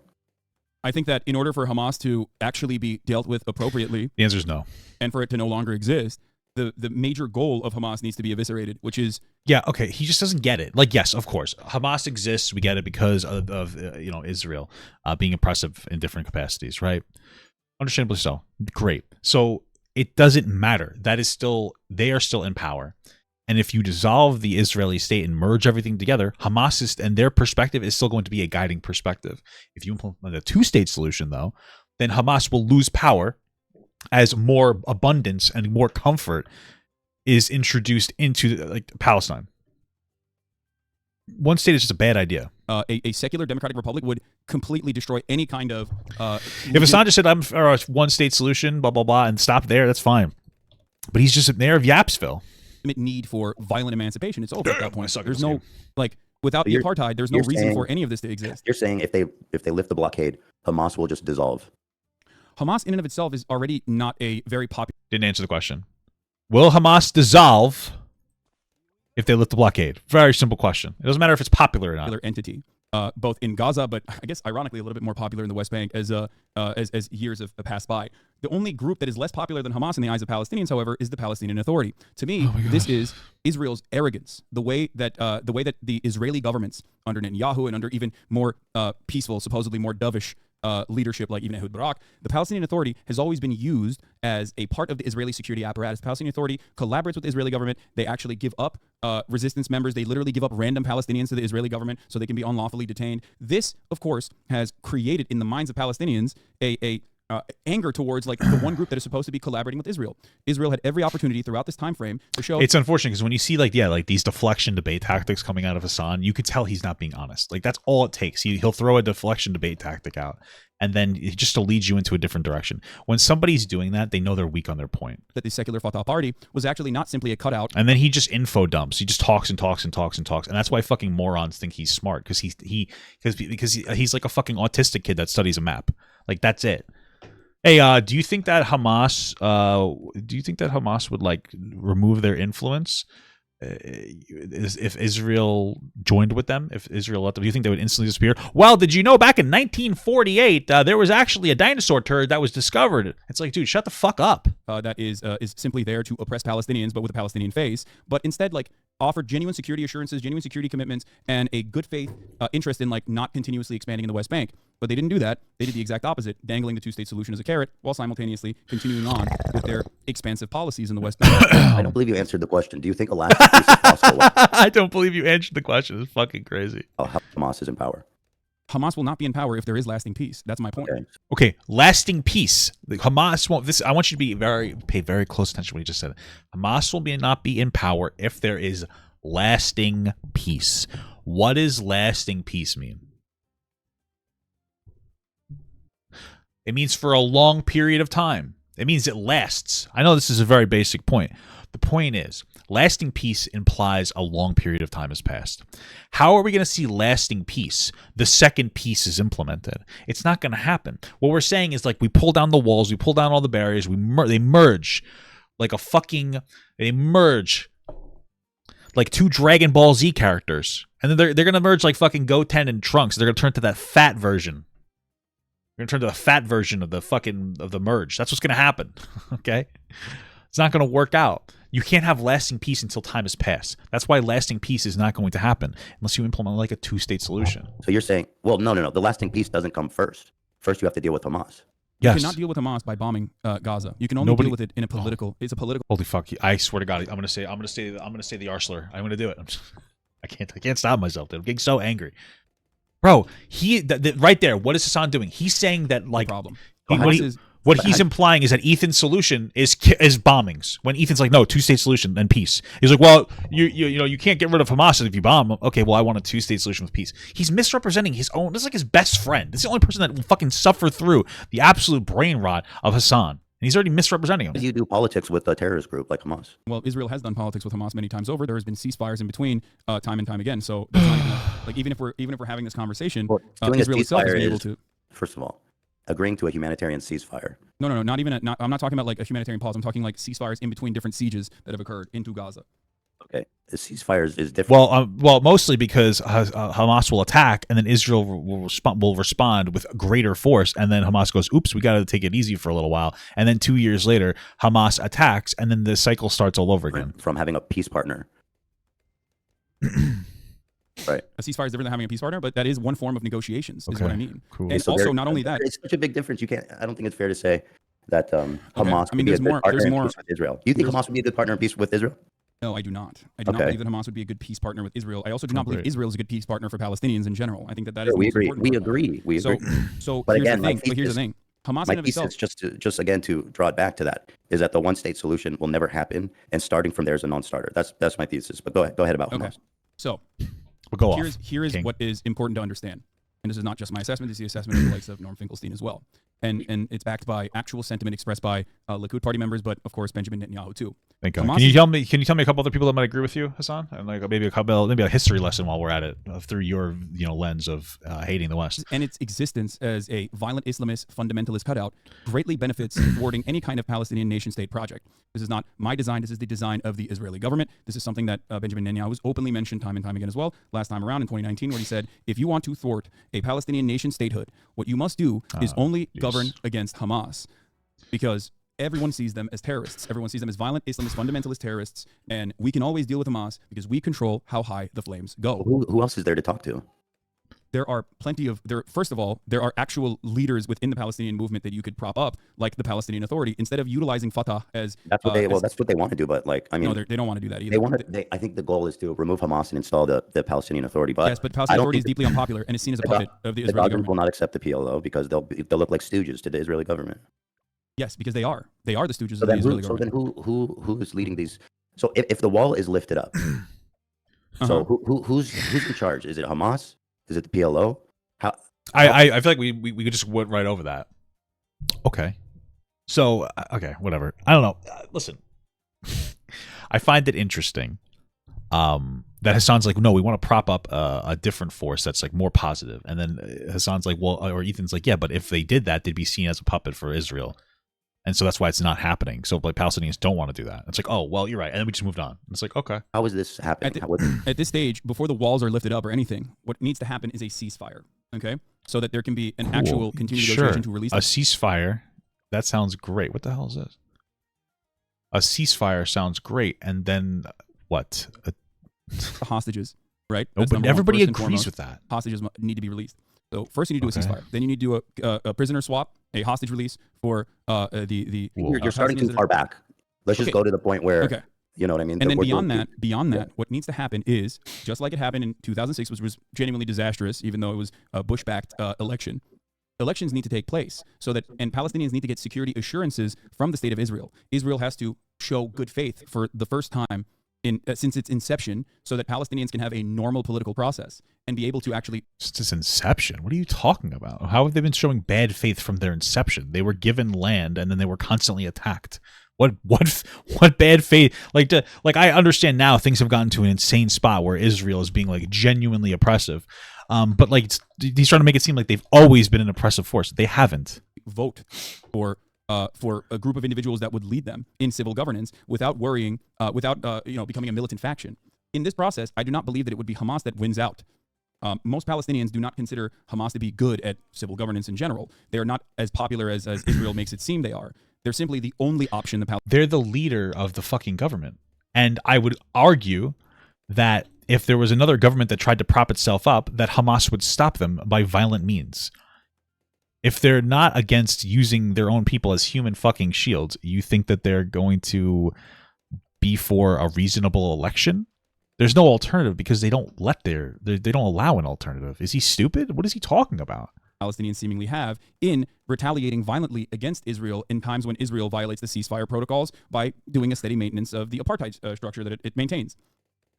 Anytime Sheikh Jarrah is raided, anytime Al-Aqsa is raided every year, anytime there's a Flag Day protest that occurs in Jerusalem, like these are all incredibly violent expressions of the apartheid regime deliberately turning around and stoking the fires in the West Bank against people that have no legal recourse, against people that are led under military mandate. I agree with everything you're saying. But to go back to the original point, don't you think it's more likely? Like, I think this is infinitely more likely, even though it's very difficult, especially now. But to remove all the settlements, just fuck all of them off, those scumbag freaks. Give it back to Palestinians, and you can do these security assurances and the negotiations and all of that while Palestine has its own sovereign country. Sure. And like I think sense. In the original idea, there was even going to be that's more violent than a one state. Like you think? How is it going to be more violent? You're separating the two because they can't get along. What are you talking about? Israel would be able to successfully take out 471,000 settlers living in the West Bank, and also another 300,000. What? Israel would country. That's good. And like I think in the original idea, there was even going to be that's more violent than a one state. Like you think Israel would be able to successfully take out 471,000 settlers living in the West Bank, and also another 300,000, almost 300,000 more plus living in East Jerusalem as well, which is occupied, but now also. So right, that's why you wouldn't just give the settlements back. What you would do is you come to the table for some kind of a peace treaty, and you would pretend to give them land back, and then if you couldn't, you'd also implement like reparations for certain lands, like something like that as well. That's why you would. That's why you, like the specifics aren't. It's not something that we can really talk about. It's really like that has to be about like a negotiating parties need to sit down. Israel and Palestine need to sit down, and they need to discuss the terms with some kind of like the fucking moderator. Okay. Maybe Bill Nye the Science Guy. Permanently. I don't know why that guy, but why not? You think that fully integrating the populations would be less violent? Yes, I do. Dude, there's no way. Like all it takes is one thing. We've seen this time and time again in the history of this. Yeah, all it takes is one person from one side to do something violent, and then that's it. All no holds barred. Like it just takes one thing of like a bunch of psychotic Jewish fundamentalists going and doing horrible fucking acts, and then the Palestinians respond by doing horrific acts, and then you got to all like it takes so little to create. Oh yeah, but we just have to make sure that doesn't happen. And what we do is magic. So little, dude. I agree, which is why there needs to be an international presence and a steady Joe, what does an international presence mean? You you realize what would have to happen was like the fucking United States military would have to be just hanging out everywhere. It's never going to happen. Steady pressure to ensure that steady pressure. How do you steadily pressure a fundamentalist group? How do you steadily pressure like a fucking insane group that hates the other? Like we're not talking about the government doing it. All it takes is some extremists on either side to attack the other side, and everything breaks. And then the other side goes, "I knew we couldn't live in peace," and they attack back, and then we're back and forth. No amount of magical pressure will change that. Again, unless you implant fucking the United States government in there, it's not going to happen. Political pressure applied on specifically the Israeli side to ensure that there's a lasting peace process. This has happened time and time again. It happened in the dissolution of the apartheid state. It happened with the Friday Agreement. This is a fucking waste of time. The troubles, and it always will happen because I believe that no matter how much we fight, I think peaceful solutions are our natural state. We want to fucking coexist with one another. And the example I always use is No, they don't. Do you think that Israeli and Palestinian people want to coexist? Dude, this guy lives in a fantasy land. He lives in a fantasy land. When you look at Europe, right, Okay. which is a borderless utopia now, like the EU, the European Union, there's freedom of movement. Those guys have fought one another since the cousin fucker days for far longer than they've actually peacefully coexisted with one another. And now it seems impossible to think of a time when these guys would kill one another for 100 years, right? I mean, yeah, and they had their borders established, and then they slowly opened them up because times changed. So that's what you would do here. Give Israel and Palestine their own borders, and they would slowly open up as times changed. Mostly like positive financial movement, which would probably happen with Israel because they're backed by the United States. Absolutely, that could happen. But it can't happen immediately. So World War II happened not that long ago. The Holocaust happened not that long ago. And now when you think about it, Germany can peacefully coexist with all of the other surrounding countries. Cool. So is that the timeline we're on, like 100 years or something? It would take multiple decades, but it's not like, I mean, it happened almost in. If it's going to take multiple decades, then how are you? Okay. I feel like I'm saying the same thing just like he is. Okay. Instantaneously after World War II. I mean, when you look at like civil governance in Germany, it was almost instant. You mean after a horrific world war where like tens of millions of people died and countries were forever changed and traumatized, then they were able to create a lasting peace? Yes. And that does not happen. That does not need to happen. Okay. No, I'm saying even in a situation like that, you can find peace. Well, it doesn't need to happen, but like that's why things shifted so radically, was because things got so fucking insane that things needed to change. Like, we don't want to get to that point. Just like, okay, even in whatever. a situation like that where millions died, right? Millions, tens of millions died, you can still find lasting peace almost overnight. And that's precisely what I'm saying. It's perfectly reasonable to assume. It's perfectly reasonable to assume, as long as there's international pressure and that there is accountability and control, and a committee designed specifically to dish out punishments for war criminals on both sides, according to the International Criminal Court, when there's a Truth and Reconciliation Committee in a similar capacity to the aftermath of World War II, and there's reparations afforded and a right to return to Palestinians, there will be no need for violence. This has happened in the past, and it can happen again. It seems unlikely because we're very conditioned to thinking like, oh, what is going on right in front of my eyes is exactly how things have been in my lifetime, and it can never change. Except it absolutely has changed. And nobody's saying that. His pathway to change is just not practical. That's the criticism, is he's dumb. Like his argument is just stupid. That's just not the correct pathway. It's just not going to work out the way that you want it to. Like, yeah, implement it. Like, a peace solution isn't just going to magically happen because you force people to like hang out with each other. This isn't high school. It absolutely can change, and it will change. And that's why I use not with other your solution. examples like Hassan's one-state solution is just going to lead to more people dying. So. Like I mentioned, Ireland or the ANC in apartheid South Africa. These happened in our lifetime. If you look at peace in Europe, I think this was possible from rising from the ashes of a ruined continent where unspeakable horrors that people didn't even think were possible occurred, capped off with a nuclear bomb. And by the way, Europe, the characterization of Europe as a utopia is interesting. But I want to say this. You saying sanctions against America or sanctions against Israel, you think would influence Israel to drop their borders. How have sanctions against Russia been going? That's a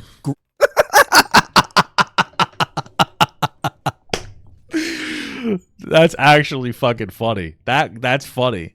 Jesus Christ. Ethan came fucking locked and loaded. Thank you for saying that. Thank you for saying that. I need a second to think about that one. Russia is a foreign adversary that has always positioned itself with full knowledge that support from America, or a trade relationship with America is always on an uneven footing. Right? So Russia, as an economic power, has never had to rely on America being able to meddle in their affairs in any meaningful capacity. Sanctions against our enemies, our foreign adversaries, oftentimes do not work. As a matter of fact, it's a means to galvanize the existing regime and its brutality. It doesn't work against Iran. It doesn't work against Russia. Israel can forge the same alliances. No, you think China and Russia and North Korea and whoever the fuck else gives a fuck? You know what I mean? Ethan's might be right. The issue that Russia has with is, okay, so let's say America pulled out and then Russia said like, we'll step in and we'll help you, but you have to adhere to certain standards. And that would be an expulsion of Western influence. All that's going to happen is you're going to see a country that's shittier and more regressive as long as they can maintain that influence. Russia doesn't care that Jews are there. Russia cares that we push our influence through that country. Which is a good thing because we have the best values. I don't care. You can cry about that up and down, left, right, and sideways, but America, like we do. It's just, as the same leftists will cry in the streets because, conservatives won't allow trans people to get fucking healthcare. But then, like, and these other countries will kill trans people, and you know what I mean. So it's like, yeah, obviously our influence is better. You know, we're actively fighting against, and it's because of religion in general. It doesn't matter what religion; it's always oppressive. But like they'll just move in, and they'll yeah, that's completely likely. And you know, maybe we'd see a peace in the Middle East. Maybe Russia will be like, just be peaceful now. We're all friends now. Maybe that's all that. That's the end game. Oh, just let Eastern influence, of being allowed to rape your wife. That's and kill and jail gay and trans people. Let that become the standard in the Middle East. Let Russia push those ideas in there. Remove the Western influence that is actively reversing oppression. And yes, there is horrible colonization, all this other bullshit. But again, the second we left Afghanistan, what happened? Women were not allowed outside anymore without their fucking with a man, and they were forced out of going to university. So like, okay, I mean, this is just not going to work. Is this still going on now? Are they still talking about this? It can, and it would. I don't think so. Cool. Okay. Especially because like the quality. Look at the quality of life in like North Korea, for example. If you're permanently isolated from the rest of the Western world, right? It's not something that Israelis that are used to like a relatively comfortable existence, especially like one that with such close association to the Western world, would ever be on board with.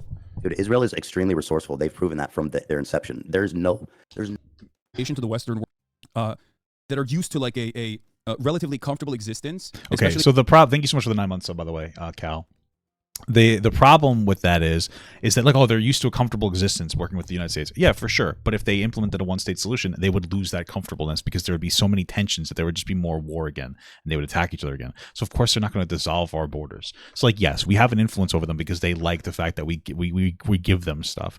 But that doesn't mean that if we force them to dissolve their they're not going to take it. They're not going to do it.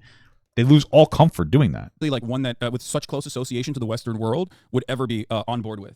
Dude, Israel is extremely resourceful. They've proven that from their inception. There's no way they will ever drop the border of their sovereignty. It will never ever happen. I understand everything you're saying, and I think what you're saying is interesting about like, potentially over a long span of time strengthening diplomatic ties with the neighboring countries and stuff. I guess it's possible, in like 50 or 60 years that the landscape could be so vastly different than it is now that maybe if I were to be there and see it then, I could be like, okay, maybe this can work. But as of right now, looking at the situation, I can tell you, as someone who's lived in Israel, as someone who knows tons of Israelis, it will never happen. The Jews, they said, they came out of Europe and they said never again. I know a lot of people find it ironic because of what they're doing to Palestinians. I'm not defending them, but they believe that. They went to Israel and they said never again. And they fucking made nuclear bombs and they made a big ass army and they fucking believe that shit. Trust me on that. Do you know what I mean? Yeah, no, I do trust you. I hear it. I see it. I know. I can't believe this conversation goes on for so much longer. Apartheid regime without like a steady flow of constantly reinforcing that. It's not an apartheid regime. Through propaganda. Steady flow of propaganda is a necessity. That's precisely the reason why a lot of these positions are learned and reaffirmed time and time again. And I completely understand that. I'm just simply stating that like that perspective. We really need to stop saying that it's like an apartheid regime because again, like what an apartheid is a policy or system of segregation or discrimination on grounds of race. That's not what's happening here. Like we're talking about since the Jews got their own Jewish state, from literally immediately they were getting attacked by Arab nations. It's not a matter of like, oh, these are Arabic people. There are Arabic people.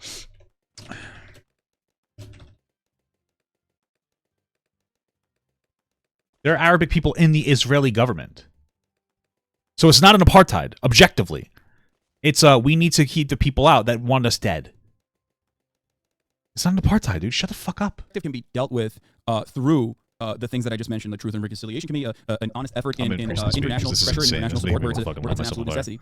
Because the other side of this process will be assuming that the Palestinians will be quietly ethnically cleansed without like the international community refusing to see that in the same way that like Western leadership thinks that they can just suppress it. If only the conversation was a debate between a one versus a two-state solution. If only that was Ethan's perspective, that would counter everything that you're saying right now. As best as they can. This spells a lot of trouble and destabilization for Israel more than anything else. Like every single time Israel increases the pressure, every single time Israel's increased the pressure, it has led to more commotion, more chaos, and more devastation for Israel. October 7th is a direct consequence of that. You can never maintain an apartheid state forever. It just doesn't. No, okay, sure. Again, I remember, guys, I'm not moralizing anything I'm talking about. It's from pragmatic. Okay. Because like I don't know if the majority of the time that Israel attacks is in defense. Look at the wars. Like it's like every single time they get attacked first and then they defend themselves and then they take more land. They don't care. I mean, yeah, it's shitty, but like, what do you want them to do? In 1981, America was giving these guys attacked us. Should we care about their land? Nah, probably not. Okay. Almost 10%. of its economy. Okay, in 2020, the current aid they're getting is about $4 billion. Is that right? It's more than that, but I mean, just I should say the military aid alone is $4 billion. Yes. Okay, that's 1% of their economy. Yeah, that's 1% of the economy is massive, especially when you're thinking not about enough for them to fucking remove their borders. Not even close. No, 1% of the economy is huge, Ethan. So 1% think about it this way. The UAW strike was supposed to for them to remove their borders. No, on the big three was slated to eat away at I think like what 5% of all of the states. Like that would have been devastating. It would cause economic collapse. And sanctions don't mean just like the direct aid. Sanctions don't mean like direct.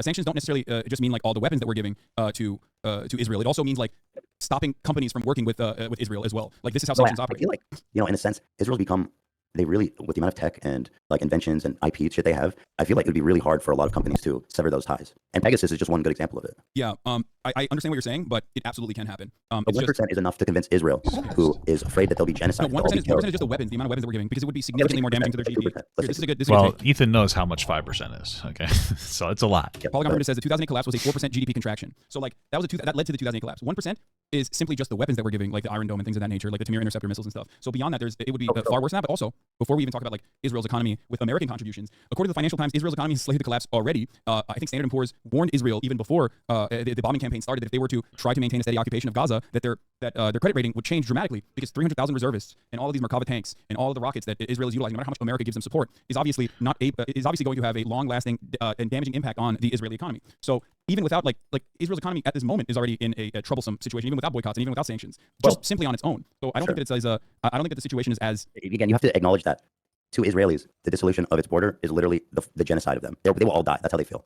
So whatever percentage you think matters, if it's 1, 2, 3, 4, 5, I cannot emphasize how fucking little it will matter to Israel ultimately if the question is dissolve your borders. It will never happen, ever. They think if they do that, they will all die.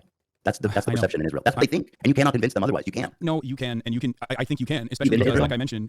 Why is this conversation even going on anymore? Like, what's the productivity of it? Like, no, I have not, Ethan. But I'm not talking about. Do you know what the Israeli perspective is? I do talk to my Israeli counterparts. I've talked to Ofer Kasset. What is it? Okay. I talked to. Have you lived through daily suicide bombs in cafes? Are these also on the ground reporters? In bus stops. As a matter of fact, I have. I grew up in Turkey, but that's a different point.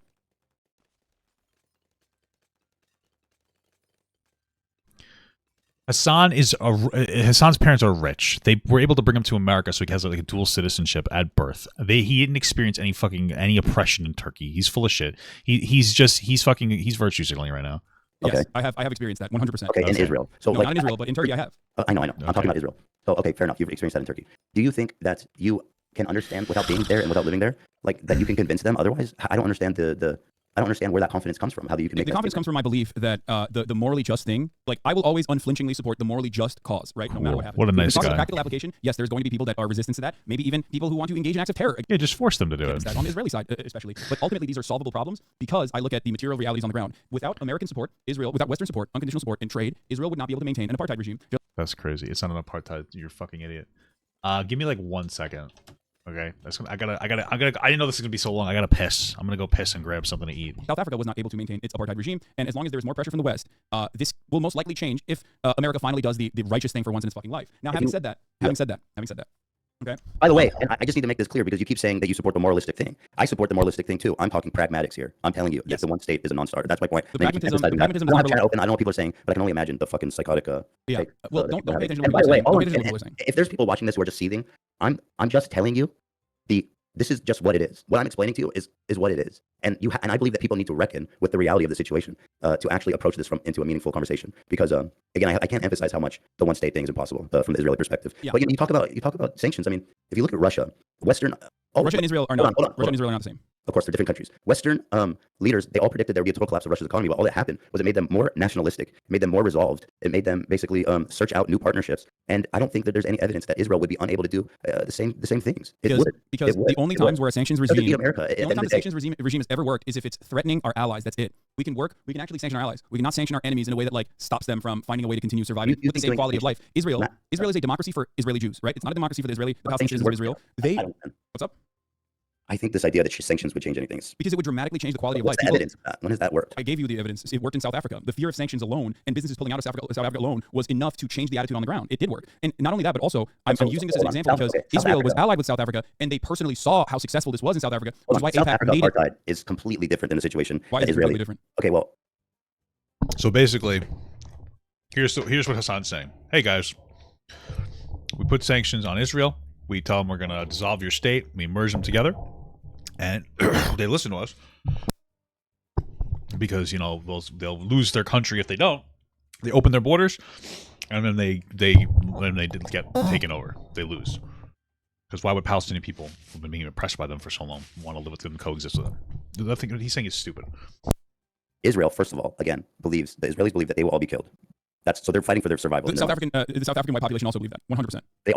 They also have like a ton of, I feel like they have a lot of leverage in terms of their. Everyone who has historically been the oppressor has always believed that once that oppression is not maintained, that the retribution will be just as violent, if not worse. And history has never shown an example of that. From the Israeli perspective, they're not even the oppressor. They are being oppressive, but they're really not overall the oppressors in this scenario. Like, Eastern forces are the oppressors of this scenario. Jesus Christ, super chatted $2. Very complicated history. That's how they Hasan view is it. so cute. Too bad he's not smart at all. Yeah, true. Well, if he was smart, he'd be unstoppable. In the way that it actually has like been an incredibly violent retribution. So are you saying sanctions was singularly responsible for ending apartheid? No, of course not. And so what percentage of it would you say? I don't know what the exact percentage what the sanctions would be, but all matter of conflict ultimately ends with a peaceful solution. No matter how violent the conflict is, it ends up with a negotiations process, right? So I don't know what the exact percentage. I don't know what the exact percentage of what the sanctions was, but of course on the ground, violent actions was also a major factor in making this apartheid as costly as possible. But yes, international support being pulled out of South Africa. I mean, Ethan doesn't even, again, he could just be like, okay, so let's say what happens, what you're saying is true. You don't think it's going to cause like massive tensions and like extremist groups attacking each other and then it's just going back to shit again? Like, of course, that's what's going to happen. Was a gigantic burden for the South African economy, which forced the hands of South African politicians that wanted to maintain the apartheid into, making a new arrangement finally. Do you think the global politics, geopolitics that we see in the world today is comparable to what we saw then?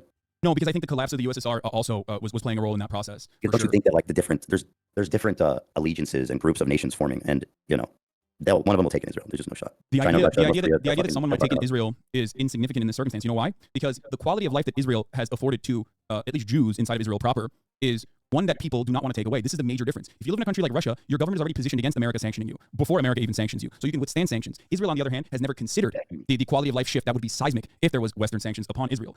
It's just like, it's untenable. There's no way out of it. There's no like, oh, we'll just like deal with China and then China will defend us while we still maintain the same quality of life. Arms, they'll, you know what I mean? I'm not saying that there'll be a valuable exchange of goods, ideas, IP, weapons. You know what I mean? Yeah, certainly. And by the way, Israel, I say this because people really need to understand how much they think that if they dissolve the borders, they will all be killed. They will use a nuclear bomb if they have to. Yeah, that's ridiculous. Like saying we can't fucking raise taxes on the wealthy because like they'll just pull out and go somewhere else. Like that's nuclear. No, that's not even close to the same thing. No, holy shit, he's so dumb. Do people in his audience believe that? That's not the same thing. There's a difference between taxing the rich more versus threatening the entire state's non-existence, or at least that's how they perceive it. Talking about people who were fucking genocided, 6 million of them. You think they're going to trust that this is going to go well for another group that hates them so much they want them all to be dead? Your Holocaust being an option in this situation is like a ridiculous one. Like, I only say it because the only way I see this happening is a all-out war. That's the only way. And Israel, in that case, if they were on the back end of losing an all-out war, they would use a nuclear bomb. By the way, as far as the apartheid regime goes, I believe Israel was one of the countries that actually continued to support South Africa through the embargo. I know that. They had a joint... It didn't work, right? Like, at the end of the day... Israel. I'm not saying this to defend Israel. I'm saying it didn't work. They had a joint operation with the South Americans to build nuclear bombs. I know they love them. Thank you. He's saying it because he has to make sure he knows things. That's it. So that's not what I meant. The reason why I mentioned that is because South Africa had allies as well, but they lost Western support. And when you lose Western support, Israel's not going to give them without Western support. It's not enough support from them. Are you saying that the West said, hey, stop colonizing something? What the fuck? I thought they were all bad. What the hell? This is crazy. I listened to only Hasan. I thought the West was supposed to be horrible.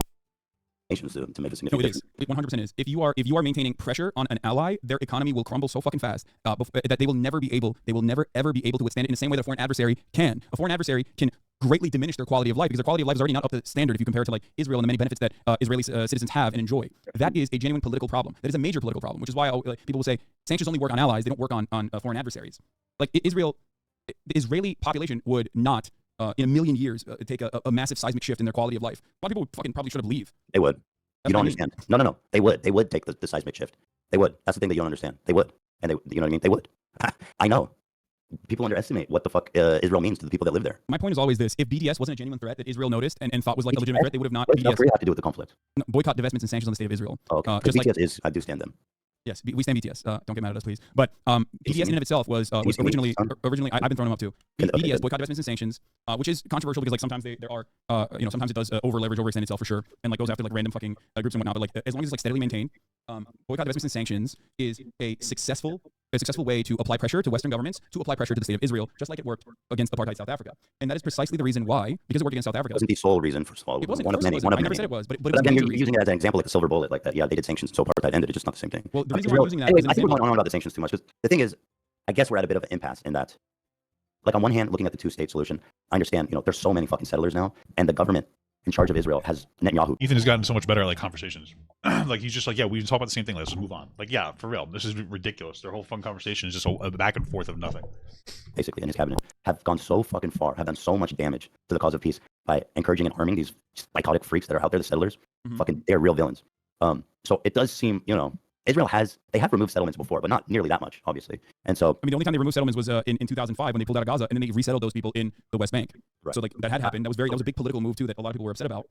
So I don't know. It's tough because both options seem so fucking far fetched because of the damage that's been done by Netanyahu's cabinet and him in the West Bank. That both of them seem so far fetched. This is, by the way, the settlements of the West Bank is precisely the reason why I'm saying that like a one state already exists currently, whether we like to admit it or not. It is a one singular apartheid state, which is why I believe in the dissolution of the apartheid. But then if you're talking about integrating Hamas and PLO into the Israeli government, yes, just like I'm talking about integrating Jewish. That's why I'm talking about integrating the Jewish Power Party and many of the other far right Israeli components in Israeli society that actually enjoy great civil liberties currently, integrating them into society as well. In the United States of America, we have a lot of problems, right? We have a lot of issues. We have a lot of racism, for example. We live in a white supremacist nation, and yet if the conditions for the Palestinians reflected the conditions of black people right now in the United States of America, this would be an unimaginable improvement than living under an apartheid regime. If the conditions, I used Turkey as an example before. I have long been a supporter of Kurdish people in developing a nation state for themselves. 35 million Kurdish people live in diaspora. I believe that they have a right to have a nation state for themselves in this region, and I think that there's a tremendous number of Kurdish people that are oppressed in the country of Turkey, okay, inside of Turkish borders. If the treatment of Kurdish people in Turkey resembled the treatment of Palestinians in Israel in a singular secular nation state, this would have been a supporter of Kurdish people in developing a nation state for themselves. Okay, listen, I'm not going to say that I know a lot of what he's talking about, but he just said that he supports another group of people having their own nation state for themselves. What if we did that in Palestine and have Palestine had their own nation state for themselves? How come you have a different perspective on this? Yeah, two states. 35 million Kurdish people live in diaspora. I believe that they have a right to have a nation state for themselves in this region, and I think that there's a tremendous number of Kurdish people that are oppressed in the country of Turkey, okay, inside of Turkish borders. If the treatment of Kurdish people in Turkey resembled the treatment of Palestinians in Israel in a singular secular nation state, this would be a dramatic improvement on their quality of life. It would be celebrated by the Western world as a tremendous accomplishment. People would literally be celebrating in the fucking streets and be like, this is it, we did it. So this does not mean that like Kurdish people are not mistreated in Turkey. They certainly. So what is he saying? Is he saying that the next step is to have a one-state solution where Palestinians are second-class citizens? That's literally what Hasan is saying. He's saying he supports a one-state solution where Palestinians are second-class citizens in their own country. How is that better than a two-state solution? What the fuck is he talking about? This is ridiculous. What? Oh, yeah. If they were treated as good as black people in America or, whatever people in Turkey, that would be a massive improvement. And so it's like, okay, so you want Palestinians to be taken in and then be treated as second-class citizens. That's incredible. What an incredible thing to say. Are, but that's how poor the structure is currently in the singular apartheid regime in Israel. Listen, I think you've definitely said stuff that I hadn't thought about in terms of like how one state would be possible, and certainly thinking about it on like a long term over like maybe a 50-year span, then it really seems more likely that something like that could happen. But I don't think that people who discuss this, I don't know what's the right word because I know it's so sensitive with like leftists and liberal and all this shit. Like I don't like fucking saying all that shit, but people who are, and I don't want to say pro-Palestinian activists either because I mean, I can say that maybe. I can say pro-Palestinian because I feel that I advocate for the Palestinian people too. But my perspective is just that I don't think the people who talk about this understand how far Israel will go to make sure that that never happens. I do. I oftentimes don't want to showcase like the full-blown Israeli perspective on this matter in an effort to save face because I understand precisely how dangerous and how violent the rhetoric actually is and how right-wing the rhetoric actually is because like just like in the United States of America, if you look back at like I don't know. So Hasan's like, yeah, I don't usually bring on the Israeli perspective because people think I'm a bad guy then. Okay, so you just engage in audience capture. That's fucking crazy. What an admittance there. Yeah, I won't really talk about the Israeli side because my audience will be mean to me. He literally just admitted he's a coward. We did not pick up on that? No, the sentiment expressed towards black people in the civil rights movement, like, yeah, there's a steady flow of misinformation and anger that builds up and resentment that builds up on the side that is the party in power that has to exist so that you can maintain the structures of inequality. This has historically always been the case. And yet, when all is said and done, we have the capacity to adapt. And no matter how violent the perspectives of Israelis might be, and there is still always going to be a way to prove to every single person that the best permanent security solution is one that revolves around offering Palestinians a life of dignity. This also, by the way, and discounts the two-state solution. People do understand that. It's just... But as second-class citizens, as Hasan said, in their own country. Yeah, that makes sense. Getting there is the fucking problem, obviously. No, I get that. I mean, I understand think it's funny when people go, I see this clip going around the internet all the time where they go like, Israel versus Palestine, it's not complicated, it's super simple. And I've seen you say it. You say apartheid, is it good? Yes or no? Obviously no. And that's not the hard part about this conflict. Everybody can easily tell you apartheid is bad. The hard part of this conflict is deciding what the fuck to do about it. And in that regard, it is extremely complicated. Yes. Here's the thing though. I think that you are surrounded by people who are very like-minded in many respects. So you don't see the other side of the conversation, because a lot of people do say that Israel's not an apartheid, and it is actually very complicated. That we're not talking about this motherfucker literally just said that he doesn't talk about the other perspective because he's afraid of his audience is going to be mean to him. What does he talk about? Is it you're saying I'm not exposed to it? Which side am I exposed to? I think you're talking to like-minded people like myself, more so than I guess like people who you're talking to people who already have like established Israel as an apartheid state, because the overwhelming majority do not consider it that. Like-minded? That's why it's important to frame these kinds of conversations, because I understand that the rhetoric, mainstream rhetoric in Israel and America, is way to the right of where we're talking about. It's this really weird thing Hasan does where he like has a completely different perspective from you and then constantly says, no, we're close. So I understand that. Some people might look at this conversation and say that like you're missing the point. It's like the friendly boogie I'm trying to perspective. engage in a good faith discussion. I don't need to acknowledge people like, oh, we need to kill all the fucking Gazans. Like obviously that's insane. You know what I mean? But that's not even what we're saying. Like, there are plenty of people who are like, oh man, I really sure feel bad about the Gazans, but also like Israel has security concerns, so they have to eradicate Hamas. Like I hear varying degrees of this kind of sentiment expressed from a diverse group of people, and ultimately a lot of this still revolves around like, I hate Netanyahu, but we have to keep letting him do what he's doing, even though Netanyahu and what he has done so far in Gaza is simply a continuation of the multiple decades of arrogance on behalf of Israeli politics, assuming that like this apartheid regime can be maintained without any severe violent repercussions, not even listening to its own internal security forces like Shin Bet. These guys are not fucking woke, obviously. They're their job is Shin Bet. Their job is to literally defend Israel's internal security. Like when you have former leaders and also current existing Shin Bet members tell the Netanyahu government, hey, stop fucking over people in the West Bank because this is going to cause a major collapse. This is becoming a security issue. To which the Netanyahu government responds with, you're fucking woke, shut the fuck up. The deep state has infiltrated Shin Bet. We're not going to listen to you. When you have former Israeli leaders saying that like this regime is far too brutal at this point to continue without any severe repercussions. And you have 76% of the population saying we want to fucking fire Netanyahu, we want Netanyahu to leave, while simultaneously supporting his actions in Gaza. There's this mismatch here. There's this disconnect. People want some kind of retribution, and that's understandable. Because like every one of this guy's streams titles are always something about like how bad Israel is, and never criticizing Hamas. Is Israel interested in killing more journalists? This guy's just hyping shit up to try to like be anti-Israel. Violent retribution, and yet they don't recognize that violent retribution is what causes more violence down the line. This is how Hamas came to power, and it will never. You can never. Unless you do full-blown ethnic cleansing, you are never going to be able to take care of this problem through violent means. It doesn't work that way. History has only been solved in the exact opposite direction. But I do want to hear what your perspective is. Like, what do you think is the solution? Because I think you believe in a two-state solution, right? I guess in terms of what's pragmatic, yeah. So and again, I don't know how pragmatic it is, because even saying it seems so fucking crazy. Because like you said, but I think it is. I don't know if it's possible. But just from my perspective, which is that the dissolution of the borders will never ever happen. Is that I think that obviously lifting. I think removing the settlers from the West Bank, that's obviously the biggest problem. Like, I don't know how you're going to do that. So how do you think you can remove 750,000 people living in occupied territory right now, whether it be both East Jerusalem, which is very densely populated, but also within the West Bank? You don't need to. So, like, under Hasan's perspective, where everybody just merges, it's not like they get their land back either. You don't need to. Listen, I don't know how you do that. You might not. You come to the table, you have both parties come to an agreement with what they do and don't get, and Israel pays reparations to Palestine. That's it. Two-state solution. You're not going to get all the land back. Just a reality. Bank Rocker super chatted $1.99. Ball smell tonight. Incredible stuff. I don't know. Hopefully not bad. Where there is 451,000 people living there. Oh, I don't know. I mean, you could do it by force, or you could just say you guys are on your own now. Like, this isn't our territory. Yeah, but don't you think that would be incredibly violent? Like, it would be horrible. And there's also no reason for them to do that, because I don't think that that's what Israel wants. I think what Israel wants, historically, or at least what it's shown me and others, Israeli scholars themselves who have changed their perspective from a two-state solution to a single-state solution as well, is that we're just going to keep dangling the peace negotiations in an effort to slowly but surely push out Palestinians from their own ancestral homes, as we did. You want me to answer the question? What's up? You want me to answer the question you asked? Yeah. So, I really like this Jewish conspiracy theory here. It's my favorite. It's my favorite one. Thank you, Hasan. I believe that they come to the table with peace and they never want it because they're just trying to rub their hands together and take over more territory. Beautiful stuff. That's the biggest problem. But removing them. Don't think about the times where they're constantly attacked by other Arab forces or anything. Barriers of the lifting the walls, creating a Palestinian state. There probably need to be. I know in 1948 there was talks about a train that connected Gaza and the West Bank or something like that. But I don't know. Maybe there'd be some concessions of land there to make it continuous. And also, I would be in favor of some kind of reparations too. Now, again, that seems far-fetched. It does seem far-fetched. I give it. It's granted. But like, it's so hard. It's equally hard for me to. It's harder for me actually to imagine Israel ever conceding. Do you think Israel would concede to a two-state solution then? I mean, I think there would be an appetite for it if the situation.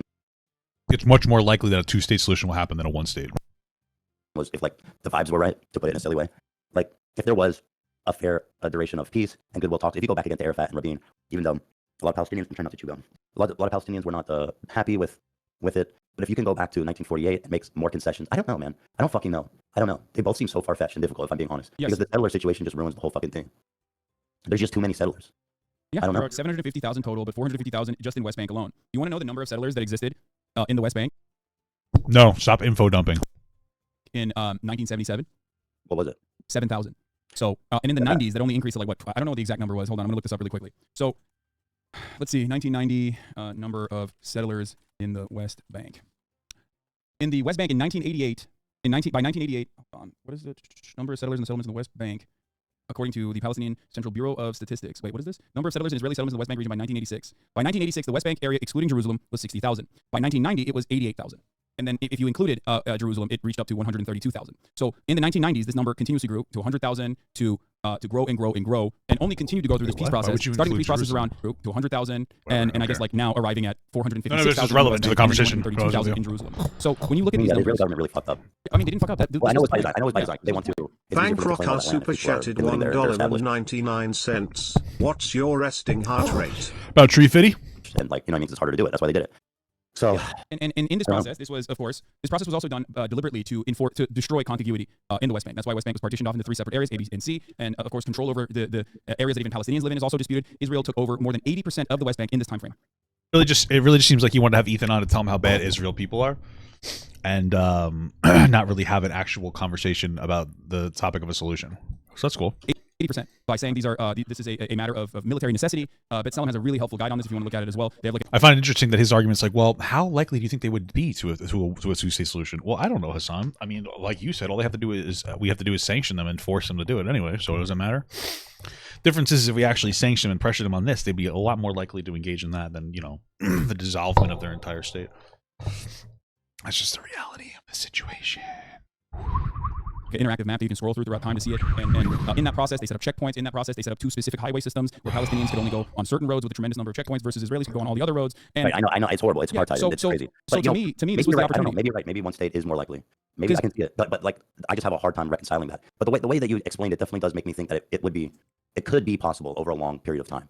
So it would have to be 50 years from now, and we didn't nuke the whole planet, and somehow there's been a period of relative peace and calming of tensions and stuff. Yeah. I can see it. But that starts in good faith, and there's always going to be people who want to fuck that up. But even if the one state, there's still going to be these radical, fundamental settlers there that the Palestinians are going to want to fucking kill, rightfully, right? Or I mean, killing people isn't right, but there's going to be fundamental Islamists.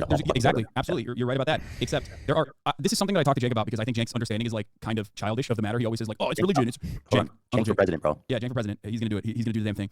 You're VP? But isn't that your uncle? I'm calling him Cenk. No, but well, I do have I could technically run for president. He can't because I'm an American citizen. He's not. He's a naturalized American citizen. I am a natural born U.S. citizen. So. One thing I want to say is because your parents were rich and they were able to give you dual citizenship in Turkey as you sit there and pretend that you've faced fucking horrible oppression in your home country. It's like, oh, well, it's a religious war. I'm like, no, it's not. Obviously it's not. But think about it this way. We have our own versions of psychopathic fundamentalist terrorists, right?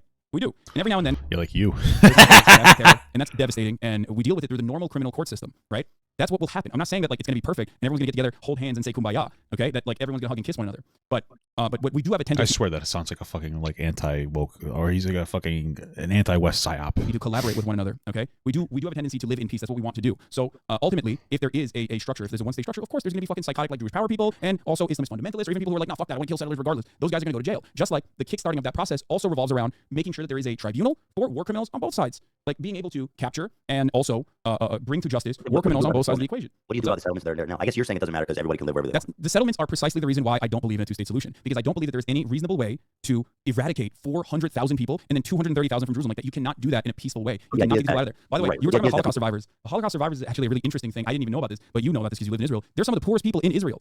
Some of them that were moved into settlements in the West Bank as well. But like, I think, what is it, like 1/3 of every Holocaust survivor that's remaining lives in like abject poverty. So I don't know that. I mean, there's not a lot of them left. Yeah. I don't know about their economic. I mean, they're poor. I mean, they're old. Like, why? I mean, I don't know what abject poverty means definitionally, but they're older. I imagine they have less money and less resources. No, it's really fucked up. So like, it's, I know that the things like, oh, there will be another Holocaust or whatever. Like, Israel should probably look into helping its Holocaust survivors that are still alive at this point, rather than so hornily try to fucking take as much land as possible. This is the whole point. I agree. Yeah, take care of them, take care of everybody. But it's like, I think it's so fucked up right now. It's crazy how fucked up it is. Both options seem like pipe dreams right now at this point in time. They actually live in abject poverty. Abject poverty is like the most humiliating form of poverty and the worst solutions. The most humiliating form of poverty in like ever possible. What?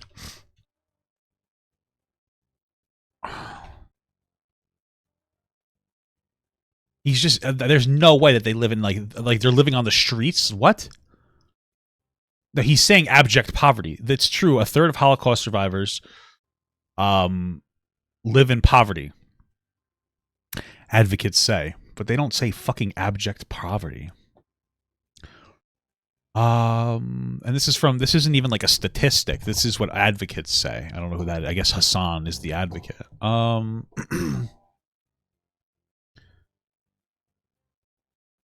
Wait, they're chattered in Russian. Okay, in Hebrew. Okay, they're just talking about Israeli 48. We'll just continue this video while it reads this. I'll tell you this much. What changed for me, what I realized was, like, especially in this last iteration, this last like counter to the October 7 tragedy. What I realized was, or I guess it made it permanent in my mind, is that the Israeli government, completely removed from the interest of Israeli Bankrocker super chatted $1.99. Yeah. On scale of Matt Walsh to Destiny, where do you fall? I guess both of them, put them both together and add a couple 100 pounds and you got super chatted $5. Big ups, Mr. Gut. It's wild how much Ethan gets gaslight by Hasan here. What a great friend. That's true. They are best of friends. It seems like there are a lot of Holocaust survivors in poverty still, probably because they're older and have PTSD. And we know that a lot of people in poverty are on the homeless. I mean, poverty is not homeless, by the way. But a lot of people that are homeless in America have mental health issues. But I don't really know what it means when they say by poverty. I mean, how impoverished are they? Are they like living below a particular line of wealth, or are they living on the streets? Hasan says abject poverty, which is just an objective lie. That's not even the claim. It's just that they live in poverty. It doesn't even say that they're homeless. I would argue that like homelessness is abject poverty, but I don't even know. None of these say homeless. citizenry operates. They get government stipends and different donations. Okay, yeah, it doesn't sound. It's not abject poverty. It's just like weird. His narratives are so bizarre. Like expelling Palestinians, not always like ethnically cleansing, but ethnically displacing Palestinians from this territory, from the territories they occupy, than they do about the safety and security of the Israeli citizens.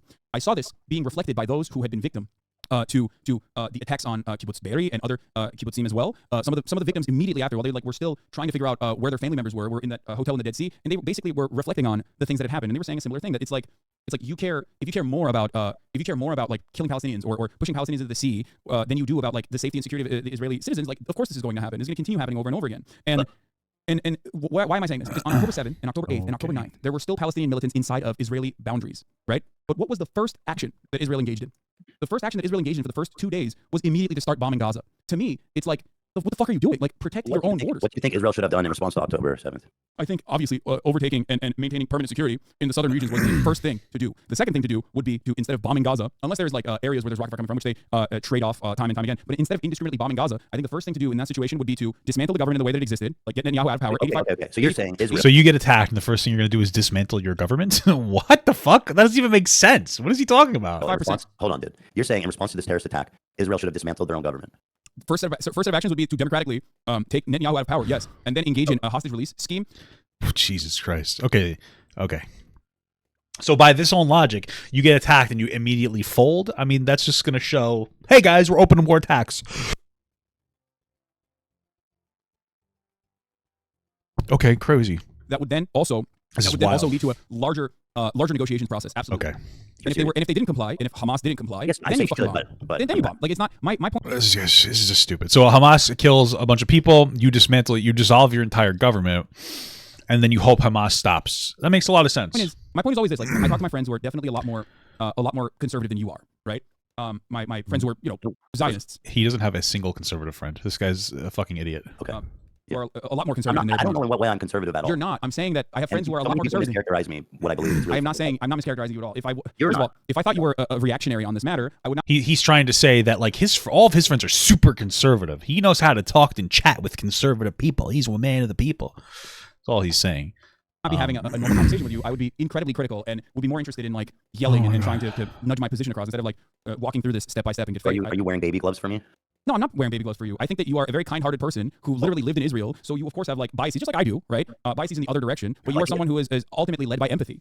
I'm not saying it's baby gloves at all. I think like if you are facing, it helps that I'm not saying that we should kill all Palestinians. Certainly that would be a different conversation. Yes, exactly. But I don't think like this is something that I've explained to my audience time and time again, which was like that you pick your battle. Like there's no reason to fucking people love yelling at whatever is in front of their faces, and I think that you are someone who does have a lot of empathy for Palestinian people, and it is in my opinion ridiculous and unproductive to just like fucking spend any time being like, oh, you're bad, you're wrong, like fuck you. That's my perspective. Since I'm on your stream, I'll just say this. I don't know the majority, but there was like a big portion of your fan base that was, I felt so unfairly and over the top, just so nasty that it made me want to disengage from the whole thing. And just like, I just don't understand like what I've done to deserve that level of fucking hate and accusations, other than just trying to like understand the conflict more, or saying that Hamas are terrorists, which I don't know why that's in contention. But it's because I don't know what people want. I've even frankly been nudged. I think, yeah, I could say I've been nudged towards the one state thing. Like it makes more sense to me after talking about it with you. And so I don't know what fucking allies people are looking for. If I'm not a good ally for you guys, then I don't know. Like I'm talking to them because how are we ever going to actually have meaningful dialogues or meaningful peace about this when someone like me is too fucking Zionist or something for you to even talk to? Like, if you can't build a bridge with me, then I don't think you're gonna build a bridge with a single person in Israel ever. I know, I agree with you. I think the reason, I guess, like, it's not a defense because I've like criticized people yelling at you regularly, and have told people to you know, I have told people to just like think about this critically and understand that there's a broad coalition that is an absolute necessity if you want to make any changes in the political realm, and like that you are not anyone's enemy in this struggle. I've repeated it time and time again. I told, like, I don't spend a lot of time in Discord, but I've nuked my own Discord. I appreciate what you've said. And I think that it's I think ultimately it's silly to yell at someone like yourself on this process, even if there are disagreements, that people might have. I mean, but the difference, of course, is it's the same cycle, right? It's the same cycle that you and I experience in other situations in our lives. Like, we say something, tensions are high, and then people just like automatically take a black and white position on it, and then they posture. Right now. This is what we've been talking. And then you do nothing to stop it, even though you're his friend. You allow people to say nasty shit in the Discord. Yeah, that's pretty typical. For like 2 hours, we could have done the podcast. I'm the one who told you we could do it. You're the one who said you're sick. Well, I am sick, but I've been sitting here talking for 2 fucking hours. Yeah, Bankrocker super chatted $1.99. Would you play me in balloons if I asked nicely? Maybe if you ask nicely, but probably not. Honestly, didn't even like promote it because I always worry that people are just gonna fucking take advantage of like any kind of conversation we have to like move it in a direction that gives them clout for no fucking reason. I hate that shit. But yeah, he's saying he doesn't like that people react to their conversations. So I think maybe I would like to pivot maybe to talking about the from the land to the sea, and maybe trying to explain why, from the perspective of Israelis and Jewish people at large, that they see this as a problematic thing to say. I mean, at worst, right? We can do that, but I have to pee first. Okay, let me pee real quick, and then you can explain your position if you want. Oh, you guys. All right, we're gonna hear him explain. Guys, everybody watching, go to teddyfresh.com. Black Sale Friday. Black Friday sale is live now. You guys, Hasan wearing it. Why would he explain his position without Hasan being there? Dude, to be really open-minded. I'm just gonna wait. Talking about. Okay, that doesn't even make sense. Are they still talking? Okay, all right. You were talking about from the river to the sea, Palestine, it'll be free. And so like at worst, the worst interpretation of that would be like someone like Hamas or Hezbollah or like terrorist organizations who are like, yeah, we want to actually kill everybody there. That's the worst interpretation of it. I know that there's a lot of people, obviously most vast majority of people who do say that, don't want to kill all the Jews there, right? But like, so at the best interpretation of it, it basically means, as I've said, this one state dissolution of the state of Israel. And a lot of people also see that. I would say the vast majority of people in Israel see that as a genocide. So that if it's viewed in that scope, and there's another interesting thing that I've noticed about this. I mean, the thing is, like, that phrase does have a long history of being used by terrorists. And so, you wouldn't hold on. Wait, can I say something? Because like the terrorism investigation here. Okay, go ahead. Make your full point. Let me make my full point here, and then you can respond. There's an interesting phenomenon going on here where, when minorities tell you they're offended by something, usually, especially they're still going. Liberals and leftists, they'll listen because it's not their place, right? They'll say it's not my place. If you say it, then that's what it is.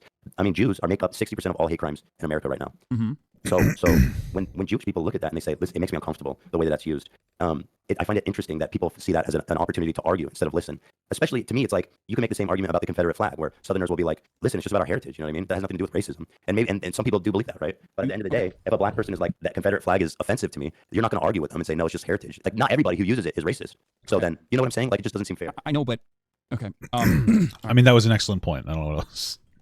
Yeah, maybe some people are saying from the river to the sea without trying to be anti-Semitic, but that it is a literal fucking anti-Semitic dog whistle. Where do I begin here? So, one, from the river to the sea, Palestine will be free its origination, its inception comes from the PFLP, the Popular Front for Liberation of Palestine, which you're right was considered a terrorist. Existed before Nazis. Okay, hold on. I understand. I'm going to describe it. Okay. Go ahead. In its inception and in its broader context, historically since the 60s, it has always been utilized as a slogan for emancipation and never for anti-Semitism. No. The reason why Hamas adopted it, the reason why Hamas co-opted it when they had 3% support, as opposed you just said that it was literally started by a terrorist organization. What the fuck are you talking about? To the PLO, which had 83% support, right? Alongside the PLO. Was because it was the slogan that was the slogan for Palestinian emancipation. This does not mean that like that slogan changed at any given point to mean killing all the Jewish people just because it was co-opted by a marginal militant faction that in and of itself has never reached a similar level of popularity to even. You keep saying they don't reach popularity. It is their government. What are you talking about? A two-state solution has historically amongst Palestinians. They've never pulled anywhere near 52% support. In which part of this do you think it's fair to argue with a group that makes up 80% of all hate crimes that happen in America, or not 86%? Because that you can argue with them and say no, it's fine. I'm going to tell you because two reasons. One, because Palestinians are the oppressed party in the structure against the state of Israel, not Jews. The state of Israel, which does not, I think you and I both agree, does not represent the interests of Jews at all, and will falsely conflate the interests of Jews with the interests of the state of Israel, specifically so they can continue to engage in this argument sometimes from a disingenuous framing, a disingenuous conflation. Jewish people themselves say from the river to the sea, Palestine will be free. Jewish people are at the forefront of the anti-apartheid, anti-Zionist activism. Jewish voice for peace, Jews for economic. And the existence of Jewish people doesn't. That point is not very persuasive. I mean, of course there is. What do you? Of course, I think it's very important because there's Israelis that say it. No, I mean, if there were black people that said that there was no racism, would you agree with them too? Like, no, of course not. Just because there's some Jews say that doesn't mean that it's the end all be all perspective. Yeah, minority or Jewish people shouldn't be offended by it because some people say it. No, I think because Jewish people. I'm not going to talk about this as like Jewish people in general. The reason why I brought up Jews for Jewish Voice for Peace and other groups using this as well, like Jews themselves in America using this anti-Zionist slogan, indicates that this slogan isn't one that is about the evisceration of Jews. If that was the case, then they wouldn't use it. There was Jewish collaborators with fucking Nazis. Don't do that, please. Don't say that the Jews' Voice for Peace are akin to capos. Like that's. I'm telling you that the mere existence of Jewish voices is not a leg to stand on. I don't understand that. But you're failing. But the most important component here, it's like you're talking about Israelis. It seems silly. What, Ethan? You're like, here, check out my Israeli. He says it. That's not. That is what you're doing. I don't find it a good point. Well, I will explain to you why it's not a comparison, because I think you agree with me on this as well, that it's Palestinian emancipation is just, right? It's just, whereas the Confederacy is not. The Confederacy was there to preserve, they said states' rights, but it was there to preserve the maintenance of slavery. Palestinian emancipation is not, or has not ever been broadly defined at any moment throughout its history, the evisceration of all Jews living in Israel, or the forcible expulsion of all Jews living in Israel. Other militant factors that were never, ever as popular as the broader Palestinian emancipatory movement have taken on this slogan alongside slogans like Free Palestine in general. The same exact argument to say from Free Palestine from the river to the sea can also be applied to Free Palestine. It's going to be a long stream, guys. As well. It's going to be a long stream. It's just a matter of where the motivations lie. You have to look how Israelis view it. Is that you're saying that Israel, I don't care about how Israelis view it. I will admit that. I don't. You don't care about how Israelis. I mean, is that not enough? He doesn't care about the Israeli perspective on the topic. That should be enough for you to go, this guy doesn't seem to really care about one side. He doesn't care about the way Israelis feel about this. That's why he doesn't give a shit. That's why he doesn't give a shit about anything that Ethan's saying when it comes from an Israeli perspective, because he does not care about Israeli people or their perspective. Large. I think most Jews. I don't think Jews at large view it. I don't think that is the. In what position are you to even say that? Well, I'm in the position of almost entirely getting. I know. My perspective is not motivated by myself. It's motivated by Jews against anti-Zionist Jews. How can you speak for my entire ethnic group? I find that really interesting. Well, I don't speak for your entire ethnic group. How many Jews have you polled about if they find that offensive or not? It doesn't matter if people find it offensive. How many Jews? It doesn't matter if Jews find it offensive, Ethan. Doesn't matter if a minority group finds something anti-Semitic? Yes, of course, because we're not talking about Jews at all. We're talking about Israel. This is a conflation between Israel. I don't know if you guys knew this, but Israel, they're actually Jewish. No, in this case, the perception is, because that phrase has been co-opted by terrorist groups and it's been used widely by terrorist groups, and the idea that's being communicated, although we've talked about the one-state idea today, and the way that we've discussed it definitely seems like more realistic, but people don't think about it that way. They think about basically the state of Israel disappearing. And when Jews around the world think about the state of Israel disappearing, and there's like a mass fucking genocide of all the Jews there, then yes, they're going to look at that, and they're not going to be happy about it. Ethan, Israel is the party with all of the power in the structure. Palestinians have no power in the structure. I'm going to listen to the Palestinian voices and tell you the historical reference points as to what from the river to the sea Palestine will be free when talking about it. Just like at what point can a phrase be co-opted by a terrorist, and then you'd be like, maybe we'll back off that one. The swastika and the Nazi comparison is actually a wonderful one, and I do not think that the Hamas or any Palestinian group has ever actually reached the machine of ethnic cleansing that the Nazis have. Making that comparison, in my opinion, is like diminishing the impact of the Holocaust. It's not what they've done or can do. It's about the meaning of it, Yeah, Hamas also says Free Palestine. That doesn't change the meaning behind Free Palestine. It doesn't mean anything. What you have to look at. Free Palestine doesn't mean kill Jews. From the river to the sea, it does. It means, where do they go? It just means get them out of the country. That is what the broader Palestinians, what the Palestinian movement believes, what the Palestinian movement implies when they're saying this. And it's important. It's important because, like, what are people to do, Ethan? What is the solution here? We say Palestinians can't say from the river to the sea, Palestine will be free. There's people claiming that even saying a ceasefire is actually against Israel's best interest or even anti-Semitic as a matter. That has nothing to do with Ethan's saying. It's literally, this is just an anti-Semitic dog whistle. That's it. Okay. Fact. At a certain point, you have to realize that like maybe it's a little disingenuous. Yeah, the swastika means peace. Yeah, that's what it used to mean, and it was co-opted by terrorists. That it's more so to just like squash any amount of any amount of sentiment expressed towards Israel. At any point should you think about maybe I should ease off this because it is offensive to the vast majority of Jews. Interpret it in a not nice way, despite what people's intentions are, and that maybe it's counterproductive to double, triple, quadruple down on it. True. No, because I'm not going to. How does that help the cause of Palestinian freedom? When people go, because I'm not going to make concessions that hold no historic weight. That I'm actually listening to the Palestinians when they say what they mean. Because I don't have this like secret. Because I don't have this like secondary assumption that Palestinians actually are sneakily meaning something else. Like they're like talking about the destruction of Jews. No, the Palestinians don't sneakily mean anything. The Palestinians want Jews dead. I don't understand. It doesn't make any sense to me. They're not being sneaky about from the land to the sea, Palestine will be free. That is actively from Palestinian people. They don't want Jews to be there. Of course they don't. They've been oppressed by Jews for fucking decades. Why would you expect Palestinian people to act perfectly? No, the Palestinian people need to hold their empathy in their hearts for Israeli people. Of course they're not going to do that. Of course from the land to the sea means that they don't want Jews there at all. They want them gone. And that is a nice way to put it. Of course it means that. But we understand that for Palestinian people saying that, it comes from a place of hurt and trauma. So while I disagree with it, We understand that. But from privileged leftist virtue signalers like Hasan, he's just fucking weaponizing their anger and just trying to rile up the shit going on. Yes, From the River to the Sea it's an anti-Jewish dog whistle. It's the reality of the situation. I get why they say it, but holy fuck. Like, how do you not? It's like we're fucking idiots. I know that's not what you said. I know that's not what you said. You're not saying that. You're not saying that at all, but there are plenty of people who are implying that, and even then, I'm simply stating the historical precedent for this sentiment. And of course, I'm going to combat misinformation, and I'm going to continue combating misinformation in a country that is outright hostile towards Muslims and outright hostile towards Palestinians from the actual state. Right? There's anti-Semitism. This is absolutely true. Anti-Semitism is a gross hate crime. It is completely unacceptable. You and I are in agreement on this. I've combated anti-Semitism nonstop for the past 10 years. There's any people that hear that combated and they think, you know what? That means no. We got to get rid of all the Israelis. Do you think there's anyone that believes that? We have to get rid of all of the Israeli Jews in that area. Of course, I'm sure. Yeah, absolutely. There are anti-Semites. There are anti-Semites in the pro-Palestinian movement. Most of them are anti-Semitic. Why would they? Okay. That could be potentially misconstrued. Can it be potentially misconstrued? Absolutely. Anything can be misconstrued. Any slogan can be misconstrued. All these things. If it can be misconstrued, if it is believed by people to mean it that way, then I don't think Jews are outside of the right to say, hey, this phraseology makes me uncomfortable. And I find it interesting that of all the minority groups, and again, people don't consider Jews a minority because they're white. I only say minority group, or most Jews are white, not all of them. But I say it because 60% of all hate crimes in the United States are against Jewish people. They make up like less than 1%. So I find it interesting that when a minority group says like this phrase makes me uncomfortable, and I think the proliferation of this phrase is, You're saying a minority. You're saying a minority group, but the problem here is this. Fuck. Because the conversation revolves around Palestinians, which Muslims are a minority group in general. Palestinians are an even smaller minority group against Zionists specifically. Bro, it's hard to listen. It's hard to listen to Hasan run defense for From the River to the Sea rhetoric over and over and over and over again because he's just so off the mark. He has such a privileged Western perspective on this.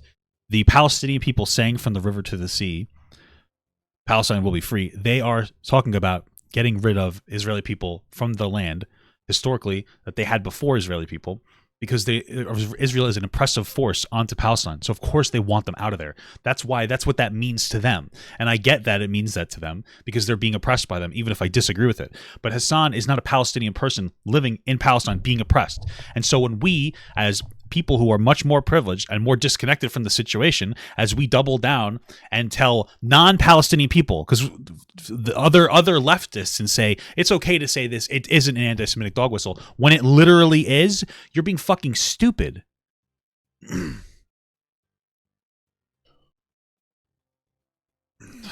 It's just dumb. It's like he doesn't get it. All it does is it riles up more anti-Semitic sentiment in other countries to double down on something that's unproductive. Who cares? Like, to move on and talk about a solution. That's it. Zionists who are maintaining the violent nature of the apartheid state in Israel. So in that structure, there are significantly more Zionists in America than there are Zionist Jews, and then there are anti-Zionist Jews. Zionist and anti-Zionist Jews are marginal because of the number of Jews in general on the planet, right? The much larger conversation is being had between Palestinian activists, which feature anti-Zionist Jews and anti-Zionists alike, some of which are anti-Semitic. I'm not going to say that they're not, okay? Versus the much broader, much larger Zionist community that is comprised almost entirely of Zionist evangelicals, Zionist Christians in general. That's the conversation that's being had about the state of Israel. You can criticize Saudi Arabia and do it from an Islamophobic perspective, but many people are never going to turn around and say you're being Islamophobic when you criticize Saudi Arabia. But when you criticize Israel, because the foreign ministry has maintained this position and this posture for a very long time, propped up by the likes of the ADL, this conflation is the immediate counter, and I think it's cynically deployed. Is there real anti-Semitism that occurs? Absolutely. It's not cynically deployed. It's not. I mean, maybe some. I don't know. I don't know. I think come on. You don't think people are cynically saying something's anti-Semitic? Do you know how many people call me an anti-Semite? There's like literally fucking groypers online who Jewish people don't like that phrase. It makes them uncomfortable. It's used by Hamas. It's used by the fucking jihadist group, the Palestinian jihadist group. It's used by other extremist organizations. It's been co-opted. At what point? At what level of co-opting do you think it's time to phrase this out? At what level of co-optation? I told you already. The swastika is a great example of this. The Nazis are so it's not racist. So it's not racist until there's like a full mass systemic genocide of Jews. No, it's not racist until That's what he's saying. Yes. A broad movement behind full-blown ethnic cleansing of Jewish people. Yes, even if it's like in support. There is a broad movement. What are you talking about? That's a very heavy. What? There's a very heavy anti-Semitic movement in the Middle East. What is he talking about? No, in the grand scheme of things, that's one of the founding fucking documents. That's like one of the founding perspectives of Hamas. What is he talking about? Throughout the history of Palestinian emancipation, which I will reaffirm my support for, I do believe it is just and I believe it is moral. Throughout that history, Hamas is but a mere blip. Okay, Hamas is but a mere blip, and even to this day is not has never reached broad popularity. Hamas itself is like they're the fucking government. What does he mean? It hasn't reached broad. That's their literal government. Hamas is their actual government. What is he talking about? What? There's a charter as well. If you want to fucking believe what they're saying, it doesn't matter. But ultimately, the mantra itself created Hamas and will continue to exist as long as there's an occupation. So having a conversation about the optics of a slogan when 11,000 Palestinians have been ruthlessly slaughtered by that same state is ridiculous to me. I think the characterization is super unfair. I mean, you're making it sound like I'm a fucking like it's got nothing. The concern for it has nothing to do with what the Israeli government is doing, the ethnic cleansing and murdering of Palestinians. It's got nothing to do with that. Invoking that is not fair. 57% of Gazans, by the way, and I'm not criticizing them. I understand why people would support Hamas during all this who are in Gaza, but you say that, I mean, they have... Yes, in 2017, Hamas changed its charter in order to gain international recognition. It has wide support in Gaza and in 2017, Hamas changed its charter in order to maintain its civil governance factions and also gain international recognition, as had prior terror cells, like the ones that you mentioned, that Benjamin still considers terrorists, like Yasser Arafat, as they try to do the exact same thing. You might not believe them, okay? I do think that there are certainly still anti-Semitic people inside of Hamas, of course, but ultimately, Palestinian people saying that they support violent emancipation... Hamas people that are secular and cool and don't hate Jews? Do I think there are Hamas militants? Absolutely, yes, 100%. No, that's not what I asked. I said, do you think there's Hamas people that are like chill and secular and they don't hate Jews? Oh, 100%. Well, yeah, you can yell at me all day for that. I 100,000% believe it. There are fucking 18, 19-year-olds. They don't know anything except fucking bombs being blown up in their heads. That is simply a means of violent retaliation. I don't think people operate. Yes, that makes them. Listen, bro, it's like this guy's never fucking like walked outside. Just because if you hating a group, listen, you can hate groups of people based on reasonable hatred. If you're getting bombed by Israel people, by the Israeli government over and over again, you're going to start to hate Jewish people, of course. That doesn't mean that Jewish people are fundamentally worth hating, and you wouldn't boil those attributes down to all Jews. But people do that all the time. Of course they are. It's not right, but it's normal. It's like when women hate men because they were raped. It's like I hate all men now. It's not right, but like it makes sense. That's what it's coming from. It's coming from like a place of trauma and hurt. So, like, does he not understand? It doesn't mean that they aren't like hateful of the group that they're hating, even just because they had like a bad experience. It's still wrong. We would just understand it. But he's trying to make it seem like, no. They don't hate Jews. They just hate that they've been attacked by Jews. Like, no, they hate Jewish people because they've been attacked by Jews. And then they're making it seem like that's all Jews. And because they're not being able to parse through that information. It's hard to. But that still makes them anti-Semitic. Okay. Operate on being bad and being good. I think people operate on, holy fuck, there's a bomb blowing up in my face that killed my fucking family. I hate this fucking state, and I'm going to join whichever faction will allow me to continue fighting against this state. Not every single person is like motivated by like cleansing every Jewish person in Israel. Nobody said that. If that was the case, they would not have tried to make a. They would not have tried. Okay, if that was the case, they would not have tried to change their charter and become more and recenter their posturing so that they can get international recognition. Whether it was going to happen or not is one other thing. The original one was like insane. Yeah, no, I agree. This link, I mean, this was just happened last week. If you'll pull this up. What is this? It's one memory of the reports. What the fuck is this? It's just a clip of Hamas. Oh yeah, this is the Lebanese guy. Okay, so Hamas, just like every other. Just play it. I know, I've already played this. It's gonna say we're gonna do 1,000, a million October 7s. Yes, I know. Just play it. I want people to see it. Okay, I'll play right now. My dog groomer's outside. I'll just read it. Okay, yeah, it says because of constant security, military, and political catastrophe to the Arabs. I'm reading it. To the Arab Islamic nation must be finished. I can't hear you. Ethan, this is not the own that you think it is. I've already covered this. I already talked about this. I just want people to see it. I know. I've showed this on my stream. I don't know why you think this is like an own. Well, do you think that every single person watching right now has seen every second of your stream? I don't know, but okay. I mean, here we'll just probably not. We'll play it again. But I'm simply stating that, like, you know, I'll read it for you if you want. It's not like a. Read it. If you're going outside to get your dog groomer, I can read it.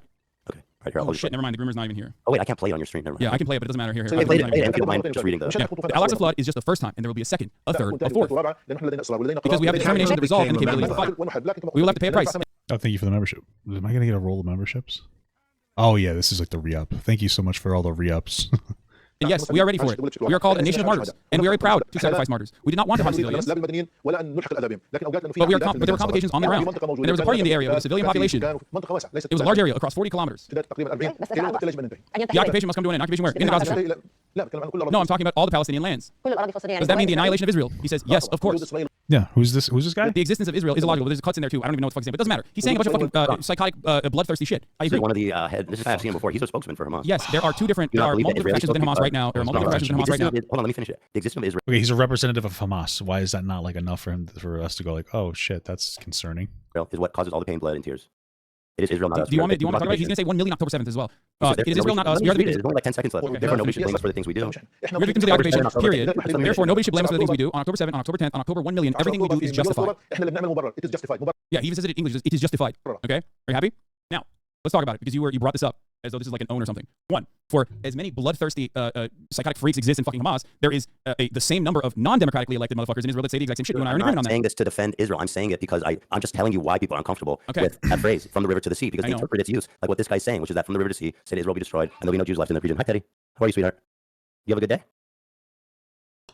Okay. Yeah.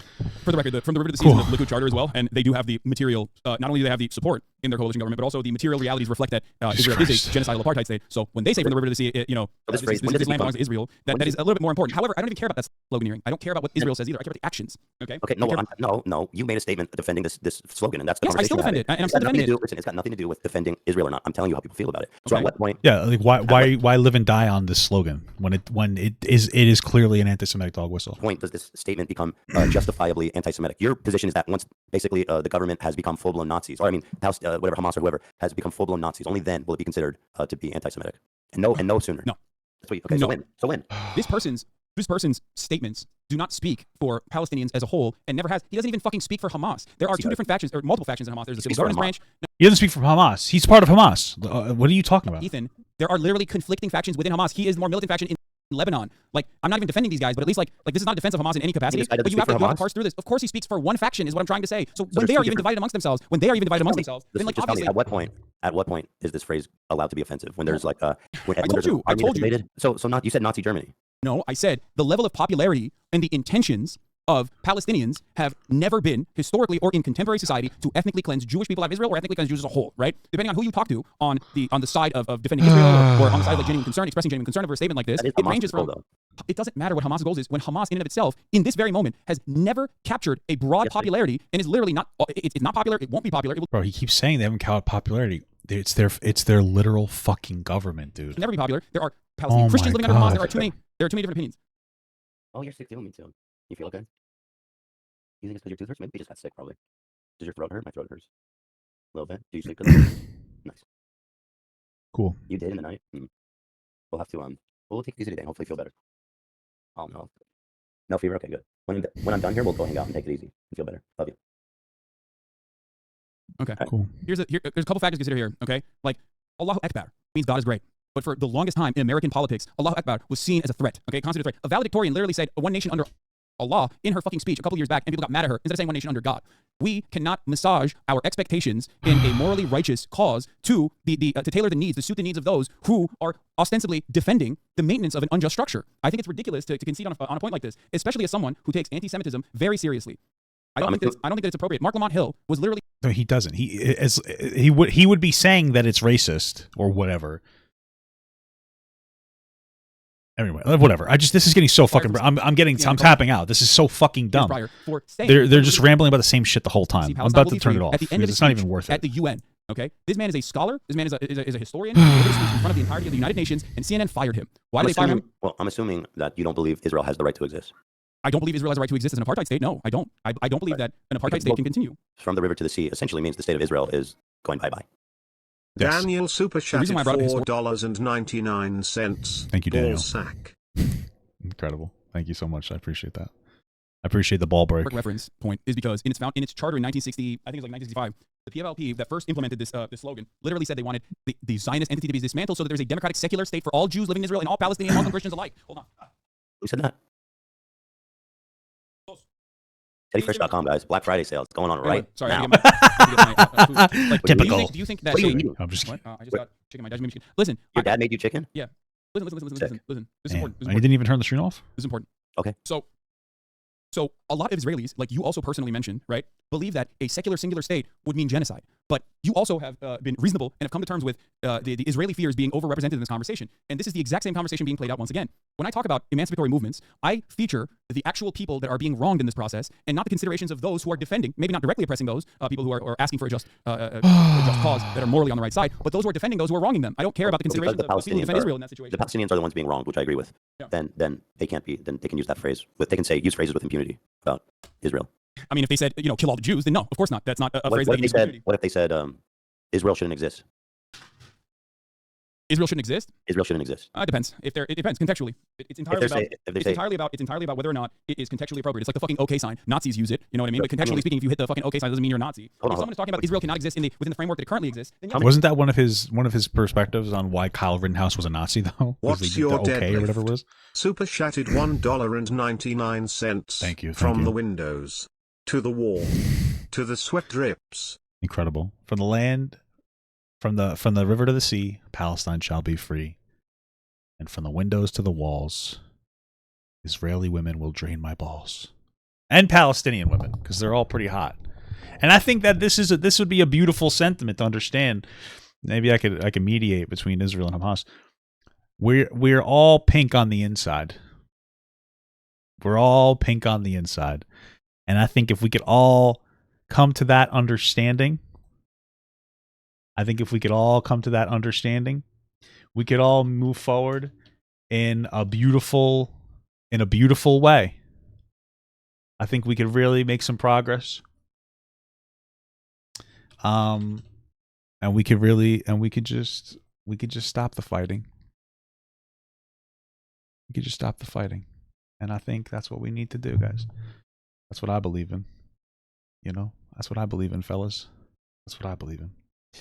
That's a beautiful sentiment. Okay. Many people are talking about it like that, though. Like, I know you are, and in like your political circles and stuff, people do talk about that. But when someone out, just in the world says Israel shouldn't exist, I don't think, Okay. I wouldn't assume their intentions are always pure. That they're precisely why I say context is appropriate. Context is in most contexts. important. Yeah, you're not providing context. You're providing you're providing a defense run for anti-Semitism. It's like saying America doesn't. If you say America shouldn't exist in the way that it does, is like when I say it, it's different. I'm an American citizen. When you and I say it, doesn't have any weight. There's no terrorist group trying to fucking kill Americans. What? Yes, I thought I don't get it. I thought Hamas was crossing the fucking southern border to come and destroy America. Who the fuck said that? Right. Like, well, I it hasn't happened that, yet. I know it is crazy that people are saying that. I agree. It's absolutely fucking nuts that they think that. So, But anyway, I'm I'm just telling you the Jewish perspective. That's why people don't. No, when they hear it from you're the not telling me the Jewish perspective. You're telling me. I am. No. Yeah, he's telling the Jewish perspective. Ethan, you can't say it's just a Jewish perspective when I'm telling you because Jews, I know they're talking about Israel, but when Jews around the world hear someone say Israel shouldn't exist from the river to the sea, which is how it's interpreted, they see that, again, I keep bringing this up, they see it as a genocide. Okay. And so they do. I'm just telling you. Okay. The perspective of like I said, it's not every single Jew or like the Jewish perspective. Jews are not a monolith. I think that it's no, of course they're not a monolith. But this is the general Jewish perspective. Holy fuck. Makes assertion when, like, again, anti-Zionist Jews are at the forefront of criticizing Israel and have been using this term in perpetuity, and therefore comparing them to capos is, like, I think very inappropriate. Good. No, my point in comparing them is to say you can find support on any movement by anybody. But that's not broadly. But that's not not a tiny minuscule percentage of the Jewish population. That's a very important percentage of Jewish scholars. It's a very important percentage of Israeli scholars. It's an important percentage of Jewish people. You're saying that there's a large portion of Jewish people around the world that say from the river to the sea. Not a large portion of Jewish people around the world, but I don't concern myself with what Jewish people think about a particular slogan when I'm talking about a particular slogan that is supposed to be, when I'm giving you the historical context of where the slogan comes from, not necessarily like how Jewish people perceive it, especially when Jewish people on either side of the equation are a tiny sliver of the conversation. Anti-Zionist Jews do not make up the broader movement, just like Zionist Jews do not make up the broader movement of defending Israel. It's literally we're living on a planet where that some Jews, there's Jewish people that agree with you is I'm just saying I don't think it's a good argument. That's all. No, I'm simply the reason why I mentioned that is because if you consider it to be an eradication, that are like in favor of the occupation too. No, the reason why I brought that, Ethan, and the reason why I think it's disingenuous framing to compare it to the Confederate flag or to say that Jewish people agree with like Hitler or whatever is because a lot of these Jews who are anti-Zionist. You probably respect a lot of these Jews who are anti-Zionist. Do you think that they would actually fucking defend a phrase that unironically is pushing for their ethnic cleansing? Do you think that is the case? I ask you in all sincerity. A real measurable group of people. You're just using Jewish people as a token. That's not true. That's You're talking about 100, 200? I mean, what are we talking about? I'm talking about the tens of thousands of Jews that have been demonstrating on the streets since and you've asked them October 9th. How they feel about from the river to the sea. You've pulled them on that. There are literally written. Yeah, just because they might be in support of Palestine doesn't mean that they are in support of the from the land to the sea rhetoric. So like this is like a ridiculous conflation. There's so much written articles on this exact same thing, this sloganeering and what it actually means. Yes, they're the ones who are screaming it. They are the ones who are screaming it. Yes. Really, show me all the Jews screaming from the river to the sea. I'd like to see a fucking video of that. Even one would actually be quite surprising. Find me one video of a Jewish person screaming from the river to the sea. Okay, go ahead. I mean, I can definitely find you a group of Palestinians or Arabs that are like, no, we should definitely occupy Gaza, and we think that Israel. What difference does that make? I can use them as a token too. It doesn't mean that what? That doesn't even make sense. The argument that he's saying is that you could find plenty of people from like Palestine saying from the river to the sea in a way to try to take away the rights of Jews. Basically, that's the point that he's making there. That doesn't even what you just said doesn't even make sense. This does. Find a video of it. So you know what I mean? Let's see. I want to see all this. Here, this is from Jewish Voice for Peace Action. Here, I'll send this to you as well. The full phrase is from the river to the sea, Palestine will be free. If you believe that freedom for Palestinians means eradicating Jews, it says more about you than. Let me see it before you. Let me see what this is. Do you think these guys are capos? It's really. Okay, do you think these guys are capos? They're criticizing Representative Debbie Wasserman Schultz. So let's see. This group, Jewish Voices for Peace Action. What do you know about this group? What do you mean? What do I know about this group? This is one of the forefront. This is one of the leading advocacy movements of anti-Zionist Jews in this country. Alongside Jewish Voice for Peace, you also have Jews for Economic and Racial Freedom. But don't you see how fucked up it is to be like, this group of people say it's not offensive, therefore the rest of you shouldn't care about it? No, you asked. You said, show me a Jew. And I didn't just... No, show me a Jew screaming from the river to the sea. You show me a tweet. I mean, on Twitter, people brigade any fucking thing. Like, this is 36,000 likes. These guys are at the forefront. These guys are at the forefront of anti-Zionist. Of course there's groups, dude. Ethan, you asked me, I gave you an answer, and now you don't like the answer, and now you're saying... people retweeting that are Jewish? That doesn't change anything. You asked me for a particular. You asked me to literally. If it was a conservative black person saying Black Lives Matter was irrelevant, Hasan would be like, no, this is just a small minority group. First of all, there's Jews in my chat right now. There are Jews in my chat right now that say it all the time. Not that you care, because like, clearly when I show you not just a single Jew like you asked, but literally an entire movement. I don't understand why you rely on that argument. It's silly. You asked me. The reason why I mentioned is because do you think these are bad people? Do you think these are anti-Semitic? Do you think these are anti-Semitic Jews? Like the people that are protesting. There's tons of Jews that are saying this. Yes, of course. Show me one video of a Jewish person saying it. You sent me a tweet. You said you'd find me a video. I'm gonna literally call up Noah Colwyn to have him say it. I don't care what one person says about it. I'm talking. You know what I mean? Sure. But you said show me a Jew. I'm showing you a video of a Jew screaming from the river to the sea. Okay, I'm gonna call up Noah right now. I don't want to talk to Noah. I don't give a fuck about who that is. I don't know anything about him. What do you mean? I'm gonna call him so he can fucking scream it. He can scream it at you. One guy who will scream it. Therefore, dude, this argument you're making is ridiculous. What do you mean the argument is ridiculous? That's like saying if I can find a Palestinian to say the occupation is justified, then saying the occupation is justified isn't anti-Palestinian. No, because the morality behind what he's saying is incorrect. The morality behind what from the river to the sea, Palestine will be free is correct. That's the major difference. That's not how the Jews see it. They see it as. Now we're having two separate conversations. We're having two separate conversations. It's like a fucking brain rot conversation. When I are both in favor of Palestinian emancipation, which you say you are, and I believe you, then why would, like, if you believe in Palestinian emancipation and you don't believe in a permanent occupation over Gaza, who gives a fuck if you can find a Palestinian that says no, eviscerating Gaza is correct? Like, the conversation is not on the boundaries of like Jewish people versus Palestinians. The conversation is on Zionism versus anti-Zionism. The Jewish people do not interpret that as a morally just statement. I mean, obviously that is completely subjective. Well, the reason why I mentioned that you're wrong in this, I'm sure there are a lot of Jewish people that don't interpret it as morally just. They think that it means like cleansing. But what you're supposed to do in that situation is not to immediately go, all right, well, Jewish people don't think this is appropriate, so it's not allowed. I'm gonna go find a group of black people say the Confederate flag isn't racist. I'm gonna go find. Ethan, please stop. Don't do that. Don't do that. No, you're being ridiculous. That's exactly what Hasan's doing. Yeah. No, Ethan, you're making a conflation that makes you look horrible. Why don't you see this? It's fucking nothing. Ethan, you're making a conflation that literally makes you look so bad. Ethan, you're doing something that I disagree with. It's so bad. Oh fuck! I'm gonna come. Please stop doing that. Please. Doing what? Stop bringing up slogans of an oppressive party in comparison to slogans that come from the oppressed side. It is a false conflation. All I'm telling you is why people find it offensive. You don't want to hear it, and that's fine. Or you disagree. I'm telling you why people find it offensive. They see it as a call for the destruction of Israel. I understand what I'm trying to say. Because basically, they see things through the lens of everybody wants to kill. Do you think a black white supremacist that defends the Confederate? I can't believe that the Ethan with the dual citizenship to Israel that goes there regularly could possibly think that he could speak to the sentiment of the Israeli people when they hear a phrase. It's fucking crazy. Like, what an idiot. Am I right, guys? Confederacy is akin to a Jewish person that is defending Palestinian emancipation and saying this slogan. You can find anybody to agree with any fucking point. That the existence of somebody agreeing with a point is not proof of any fucking thing. There are a ton of white people who think Black Lives Matter means fuck all whites and only Black Lives Matter. That doesn't change the reality behind. Black Lives Matter has never ever been isn't even used to kill white people. Who cares? This is not an argument. Behind the slogan, and that doesn't change the morality behind the activism. And the same goes for Palestinian emancipation. Just because people who are in defense of Israel, people who are defending Israel and its continuation of an apartheid regime because the opposite makes them feel like it's going to be genocidal, doesn't change the reality of the slogan behind it and doesn't change the morality behind the actions. I am in support of Palestinians. I'm in support of all people living freely. I'm in support of I am too. Stop putting these fucking words in my mouth like I don't. The way you set that up is fucked up, and that's why people get so angry. I'm not putting words in your mouth, but you're putting words in your mouth. He is putting words in his mouth. I'm explaining to you why people find it offensive. That's it. I'm not, you know what I mean? I'm telling you how people interpret that. And like when people double down on it and they use it and people, it's offensive to the vast majority of Jews. I'm telling you. Despite how many you know that you could fit into a room to agree with you. This is going to literally, like, I'm telling you, I don't know why you won't listen to me. I'm trying to, as your friend, I'm seriously urging you to reconsider your position, because if you are, I'm literally just explaining why people find it offensive. What is my position exactly? That is a problem. What's my position? Your position comes along with the false conflation that this slogan is harmful to Jewish people. A slogan that is otherwise not harmful to Jewish people can be used in an anti-Semitic fashion. It is harmful to Jewish people. Again, like, okay, sure. Jewish people believe it is harmful to them. But that doesn't change the reality of the slogan or the fact that there are plenty of Jewish people who are in support of Palestinian emancipation who use it. It's a slogan at the end of the day for a morally righteous cause. Just because there's also fucking terrorists that want to kill a bunch of Jews also amongst that cause, despite it not being a lot. That's how fucking Jewish people and Israelis interpret it. I'm just telling you, dude. Okay, whether you agree or not, I'm just explaining it. Ethan, I know you're just explaining it, except okay. You're not gonna convince Jewish people that it doesn't matter. I don't care about convincing Jewish people. But first of all, I care about convincing whoever. I don't care about convincing Jewish people. That's fucking wild. Good job, brother. Actually listen and try to understand from a charitable perspective what I'm trying to say. But ultimately, yes, I am not going to move on this position because people are uncomfortable by the slogan, considering what the slogan actually is. There's no reason to concede. There are certain things that I find that's not true. There are reasons. I mean, if you wrote Hamas uses it, terrorist groups use it, and so like there are reasons. Whether you agree with them or not, you're justified. Hamas says free Palestine as well. Does that mean free Palestine means eradication of Jews? It's in their charter too. No, but like literally saying from the river to the sea, Palestine will be free is literally saying get rid of the Jews. They want no more Jewish occupation in there at all. Saying free Palestine, Jewish people like that because it's like, hey, they like free everything, you know? So what you're saying doesn't even fucking add up. No, it doesn't mean that. Fuck. Okay, what's the difference then? I mean, obviously the context matters, right? Some people mean it that way. That's what I said. That's what I said from the start.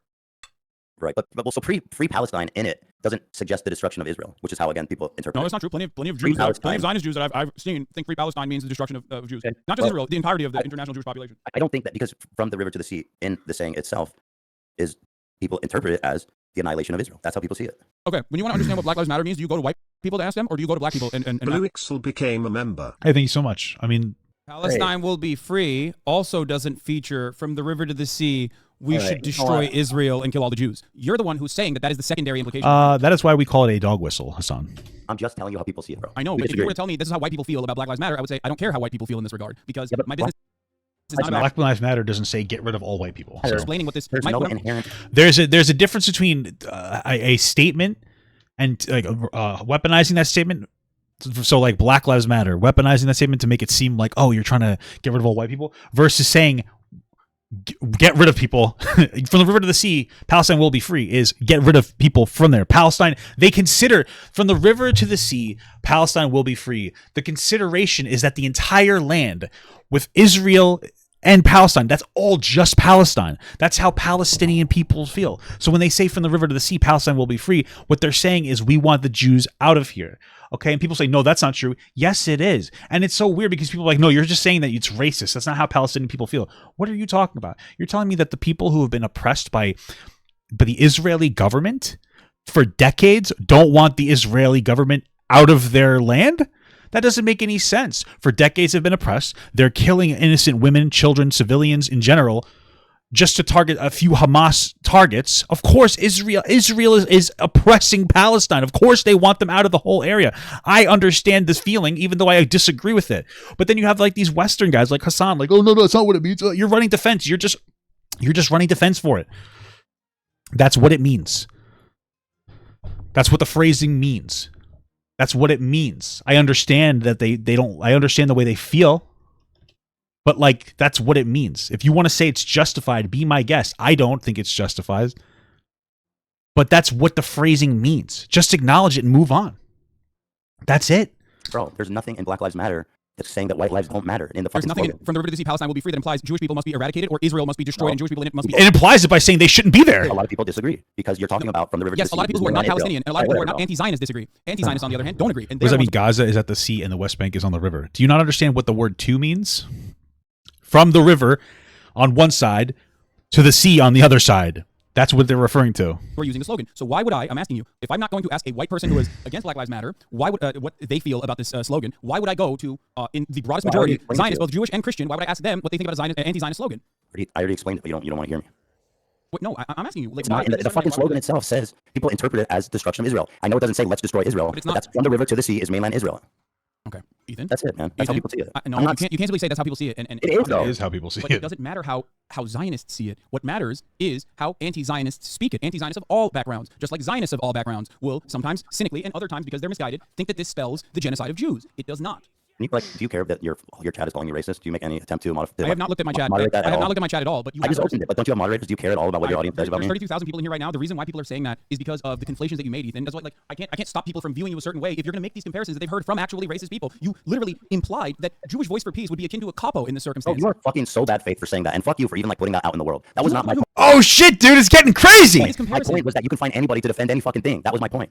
You also made a comparison that this slogan is akin to the swastika over the course of its trajectory as a symbol for Nazi Germany. And then also on top of that, stated that the Confederate flag means something different to the Southern folk that want to promote heritage, not hate. Those people, when they say... No, what he was saying is that just because there might be some people that agree with a movement don't think that it's racist, it doesn't mean that it's not racist. He said, yeah, there's probably some people that chant that believe in the Confederate flag are not racist. Just because those people exist, though, doesn't mean that the flag is not racist. In the same way, the slogan. He wasn't running defense in the way that he's trying to make it seem like he was. Say that are cynically saying heritage, not hate. It doesn't mean slavery to me. Those people are in the wrong. These people that are saying from the river to the sea, Palestine will be free are not in the wrong. They're in the right. That's the major difference. They are morally righteous, and their slogan in and of itself is on the exact opposite side of what the Confederacy implies. That's why a better comparison would still be to make a comparison to Black Lives Matter in the way that some white people foresee or perceive Black Lives Matter. And if I'm not going to listen to what white people who are against Black Lives Matter have to say about the slogan itself, then why would I listen to people who are defending Israel on what the slogan means? Because the broadest majority of people who consider this to be an anti-Semitic slogan are, in my opinion, deploying it cynically. Not you. I'm not even defending I'm not even like, I'm just trying to tell you guys how it feels. And I'm fucking shocked that you don't care that people in your chat are saying, who the fuck is this child, cold, arrogant, and I love you, but there's only so much I can do. How can you be surprised when your Discord is literally full of fucking... What you could do is say, hey guys, he's not racist. That's all you would have to do. You can't even come to say that. You can't even criticize your own chat for saying, hey, stop it. But there's only so much I can do if you're making that argument. You know that, right? Like at a certain point, you're an adult, and the words that you're saying are going to be perceived by people in a certain way. I can't constantly tell my community to shut the fuck up, like, which I have. And but the perception is wrong. That's the problem. Should, but at the end of the day, it's because I know you personally, and I think your heart is in the right place. But they don't know, so it's hard. It's hard for people to view what you're saying beyond your words. Perspective. You disagree. That's it. I mean, what the fuck do you want from me? Okay, but do you get where I'm coming from? Like that's why I'm trying to understand your analysis, dude. Okay. I understand your analysis. I don't want my community to hurt your feelings. I don't want your feelings to be hurt. They're hurting my feelings. They're monsters. They're like psychotic. I think not all of them, but there are a lot of them, and you don't seem to care about. I mean, listen, I don't care. It's funny. It's funny because this is what you wanted. You wanted the psychopath fucking audience of moron Hasan fans. How am I supposed to feel bad for you? You know what I mean? I'm moderating. That's not true. Whereas when you're on my show, we really do care about what people say about you on Discord and chat, and we moderate it to keep like a good environment. But you don't seem to fucking care about it. There's no way I can shut off my chat. I mean, I can put it in emote mode, but that's it. Just like you shut off your chat. Just like you shut off your chat when these sorts of conversations happen in an effort to stop bad faith piece of shit. We can put it in emote mode, which is what I'm doing now. But ultimately, you have to realize like when there's 33,000 people, and it's not. Why didn't you just do that in the first place? YouTube. It's literally fucking Twitch, so it's even faster. It's almost impossible to moderate because people are going to perceive what you're saying in a certain way. This is not like. There's only so much moderation I can do if you make that comparison. Do you have moderators in your chat? I don't understand. I can make any fucking comparison, dude. I'm literally just explaining how people feel about it. That's all I'm fucking doing, man. And you continue to put words in my mouth, making it seem like I'm comparing them to fucking Jewish Nazis and shit. Hold on. It's so fucked up. It's not fair. Here it is. This is the deflection. Hasan will do this sometimes. He'll pretend like there's something going on that he's too busy for, so that he can deflect hate. That shit. And people in your chat are obviously going to co-sign it, and they're going to fucking think that, as I quoted, it's like this fucking freak pig. I mean, Incredible. For the record, I understand the analysis, right? That it's not anti-Israel or anti-Semitic. I understand. And I agree with his analysis, actually. I do. No, you don't. Don't be a pussy. I'm explaining why Jewish people around the world find it offensive. And I can tell you guys, most Jews do find it offensive because of the way they interpret it, which is the destruction of Israel. That's how they interpret it, whether it's meant that way or not. And I think that it's worth, acknowledging that that's how people feel about it. Keep using it. By sorry, I was gone. I'm talking to the audience. Can you hear me? I'm telling the audience because I don't think I can. You know why? But I'm just explaining to the audience. Base alert. I'm simply explaining why people interpret it to be anti-Semitic or anti-Israel because of the insinuation that it is from the river to sea. They interpret it as it being a call for the destruction of Israel. You can use that phrase, and I agree with your analysis on that. You know what I mean? That people can use that phrase. It's okay. You know what I mean? I'm just explaining the perspective. If you care to respond to it or not, I get the perspective. Using the phrase, that's fine. You know what I mean? I'm just explaining that I don't like that people act like it's so fucking shocking that when Jewish people see that and interpret it one way. It's not fair to make them seem like crazy Zionists if you see interpreting it that way. If you see my explanation of this, and if you hear Palestinians explain this term and the slogan and what it means to them and the history of the slogan, right? And instead of going, oh wow, I didn't think about that. Actually, maybe I'm in the wrong here. I would rather listen to those who are anti-Zionist, Palestinians, and also American Jews and Western Jews. But your history on it is wrong. So Zionists alike. If they all are if they all have this kind of perspective overall, then if you are also on the side of the emancipation of Palestinians, don't you think that the better thing to do here would be to educate people to ensure that there's not any further misunderstandings on the front? Because that's the reason why it's not a misunderstanding. That is what it means. Like, it's not a fucking misunderstanding, dude. This is just what it means. Statement. That's the reason why I try to educate people when there's a sea of counterfactuals and counter narratives that simply claim unconditionally that this is like anti-Semitic. Anti-Semitic people can use this. I disagree that it's unconditionally anti-Semitic. But do you understand why some people might find that like a scary phrase to hear around the world? I do. But okay, people also think, I know, but people also think Palestine is a scary phrase. Okay, so you acknowledge that Jews around the world. You can understand why they would see that and can think of it. Why would Hasan have to get up? Didn't his dad give him food or something? Whatever. As a scary phrase to them. It would make them uncomfortable. Yes, just like Black Lives Matter can be an uncomfortable phrase for people, but it doesn't change my mentality around the phrase. Okay, whatever, bro. I don't know. Whatever. That's not whatever. That's very important. We're just talking in circles. We've already talked about this shit. I know, but it's important because it's not. I don't want you to think that I'm like cynically or in a weird way, just like being like, no, anti-Semitism is like totally fine actually. This one phrase. You won't make any fucking concessions, and it's crazy. Like I make so many fucking concessions to you all the time from my heart, and I listen and I fucking try to move towards your side every time we talk, and I do. But when I fucking try to explain to you, and you even sit here and you understand that why Jewish people around the world might find that phrase scary to them, you won't fucking even admit. Well, now you did that I asked you, but you think it's fucking silly. You don't want to hear anything I have to say, and you don't want to concede a single fucking point. I think that, and it's not that fun to talk to you about it when it's like that. Okay. Well, yeah. I mean, from Ethan's perspective, this is his life. He is Jewish. He is Israeli. From Hasan's perspective, this is just another topic to virtue signal about. So it's obviously more important to Ethan. I think the reason why it comes across as one-sided, even though it's not one-sided either, is because we're broadly in agreement. But I agree. But the potential fears that this might invoke in people who are otherwise misguided and propagandized against this phrase by those who have a cynical reason to tie this to Judaism in general is the reason why I try to educate people on the matter, is the reason why when you and I are in disagreement, I want to explain it to you in all sincerity. Whack. I do not discount the fact that Jewish people might hear this, otherwise good faith and even, I guess, anti-Zionist or maybe critical. Jewish people who are critical of Israel. It's not good might hear this faith. and think, oh, this seems anti-Semitic to me because I've been told it's anti-Semitic. But I think making a concession on this and saying, you know what, you're right. Some people are afraid of the slogan, so that must mean it's anti-Semitic is incorrect. But I'm it's not asking you to at reflective of its least history. understand why a large amount of Jews think that slogan is offensive to them. I know, but just like with the one-state That's solution it. conversation, Like, I'm just asking. I'm just trying to connect the fucking bridge at all between I do understanding. understand You can use that. I'm not even disagreeing. But like, if we're trying to actually make bridges and fucking understand each other, you not being able to even concede why Jews around the world could interpret that way seems, like it's not productive at all. Like you don't want to fucking see it from anyone's perspective. But I do understand it, which is why I try to work against this counter narrative, this counter fact. But he doesn't understand it because he even said before he doesn't care about the perspective of Jewish people in this topic. He literally has said that. So like, why are we even pretending that he means anything he's saying? Cool. That's what I'm saying. He's getting I little try to bro. use the privilege that I have, the platform that I have, to deliver a voice for a Understand. group of people that Hey, are never heard at I all. think peace and progress happens when we can. Hey, at least I'm fucking banging out these wins. Am I right, guys? At least I'm banging out these wins. You know what I'm saying, dude? And have empathy for each other. That's it. I'm explaining to you why Jews around the world might find that offensive. And Yeah, baby. And that's it. I think that it would be good to try to understand that. But The question I have is this. I don't care to keep talking about it because we just keep talking in circles. Okay, well, here, I'll tackle it from a different angle. All right, I gotta go soon anyway. My throat's fucking killing me. Okay, well, I'm sorry that we couldn't make peace on this one issue.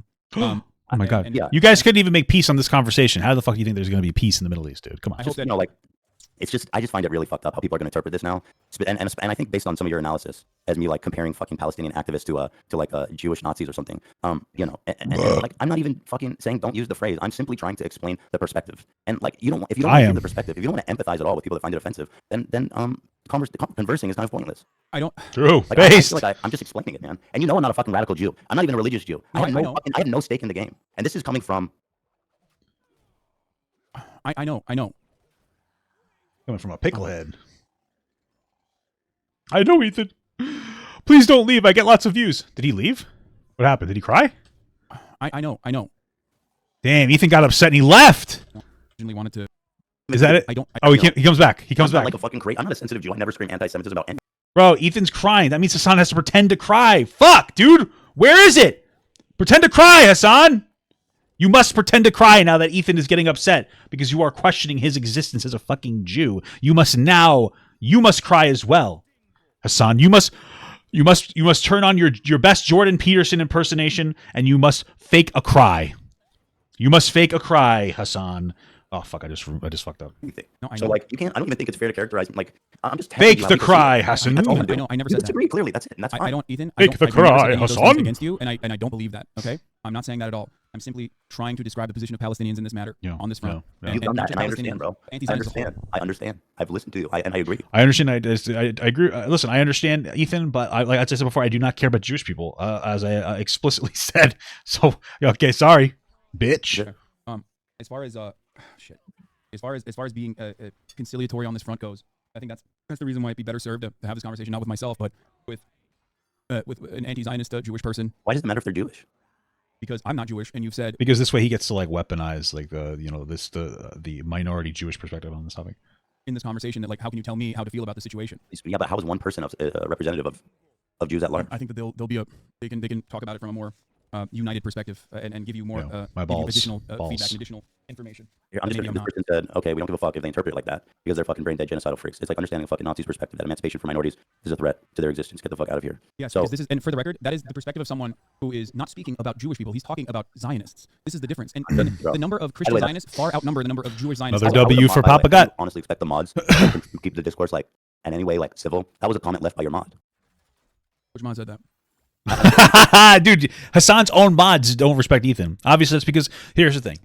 You know how dogs, people will say that a dog can sense their owner, and so if like their owner is racist, if the dog is racist, the owner will. That's probably because the owner is racist. You know, now, my dog used to always bark at black people. I'm just kidding. Hasan's chat are dogs, and the fact that they don't respect Ethan is because Hasan does not respect Ethan. Doesn't matter. I'm just saying. Well, I mean, why'd you bring it up? No, I'm not trying to snitch. Okay. But ultimately, you have to understand that the reason why people feel this way is because this is not is because you tell them to. Community. These very same moderators, this entire moderation team has been tackling anti-Semitism for 4 or 5 years. At this point. They've been tackling anti-Semitism while as I yell at trans people. Shut the fuck up. They're not anti-Semitic. They're not saying Slogan, another mod says Ethan is so bad faith. What have I been bad faith about? Like I genuinely don't understand that. The way that people perceive your do you think people across the board are geared towards hating you here in this community? In my community? Yes, 1,000%. Yes, of course.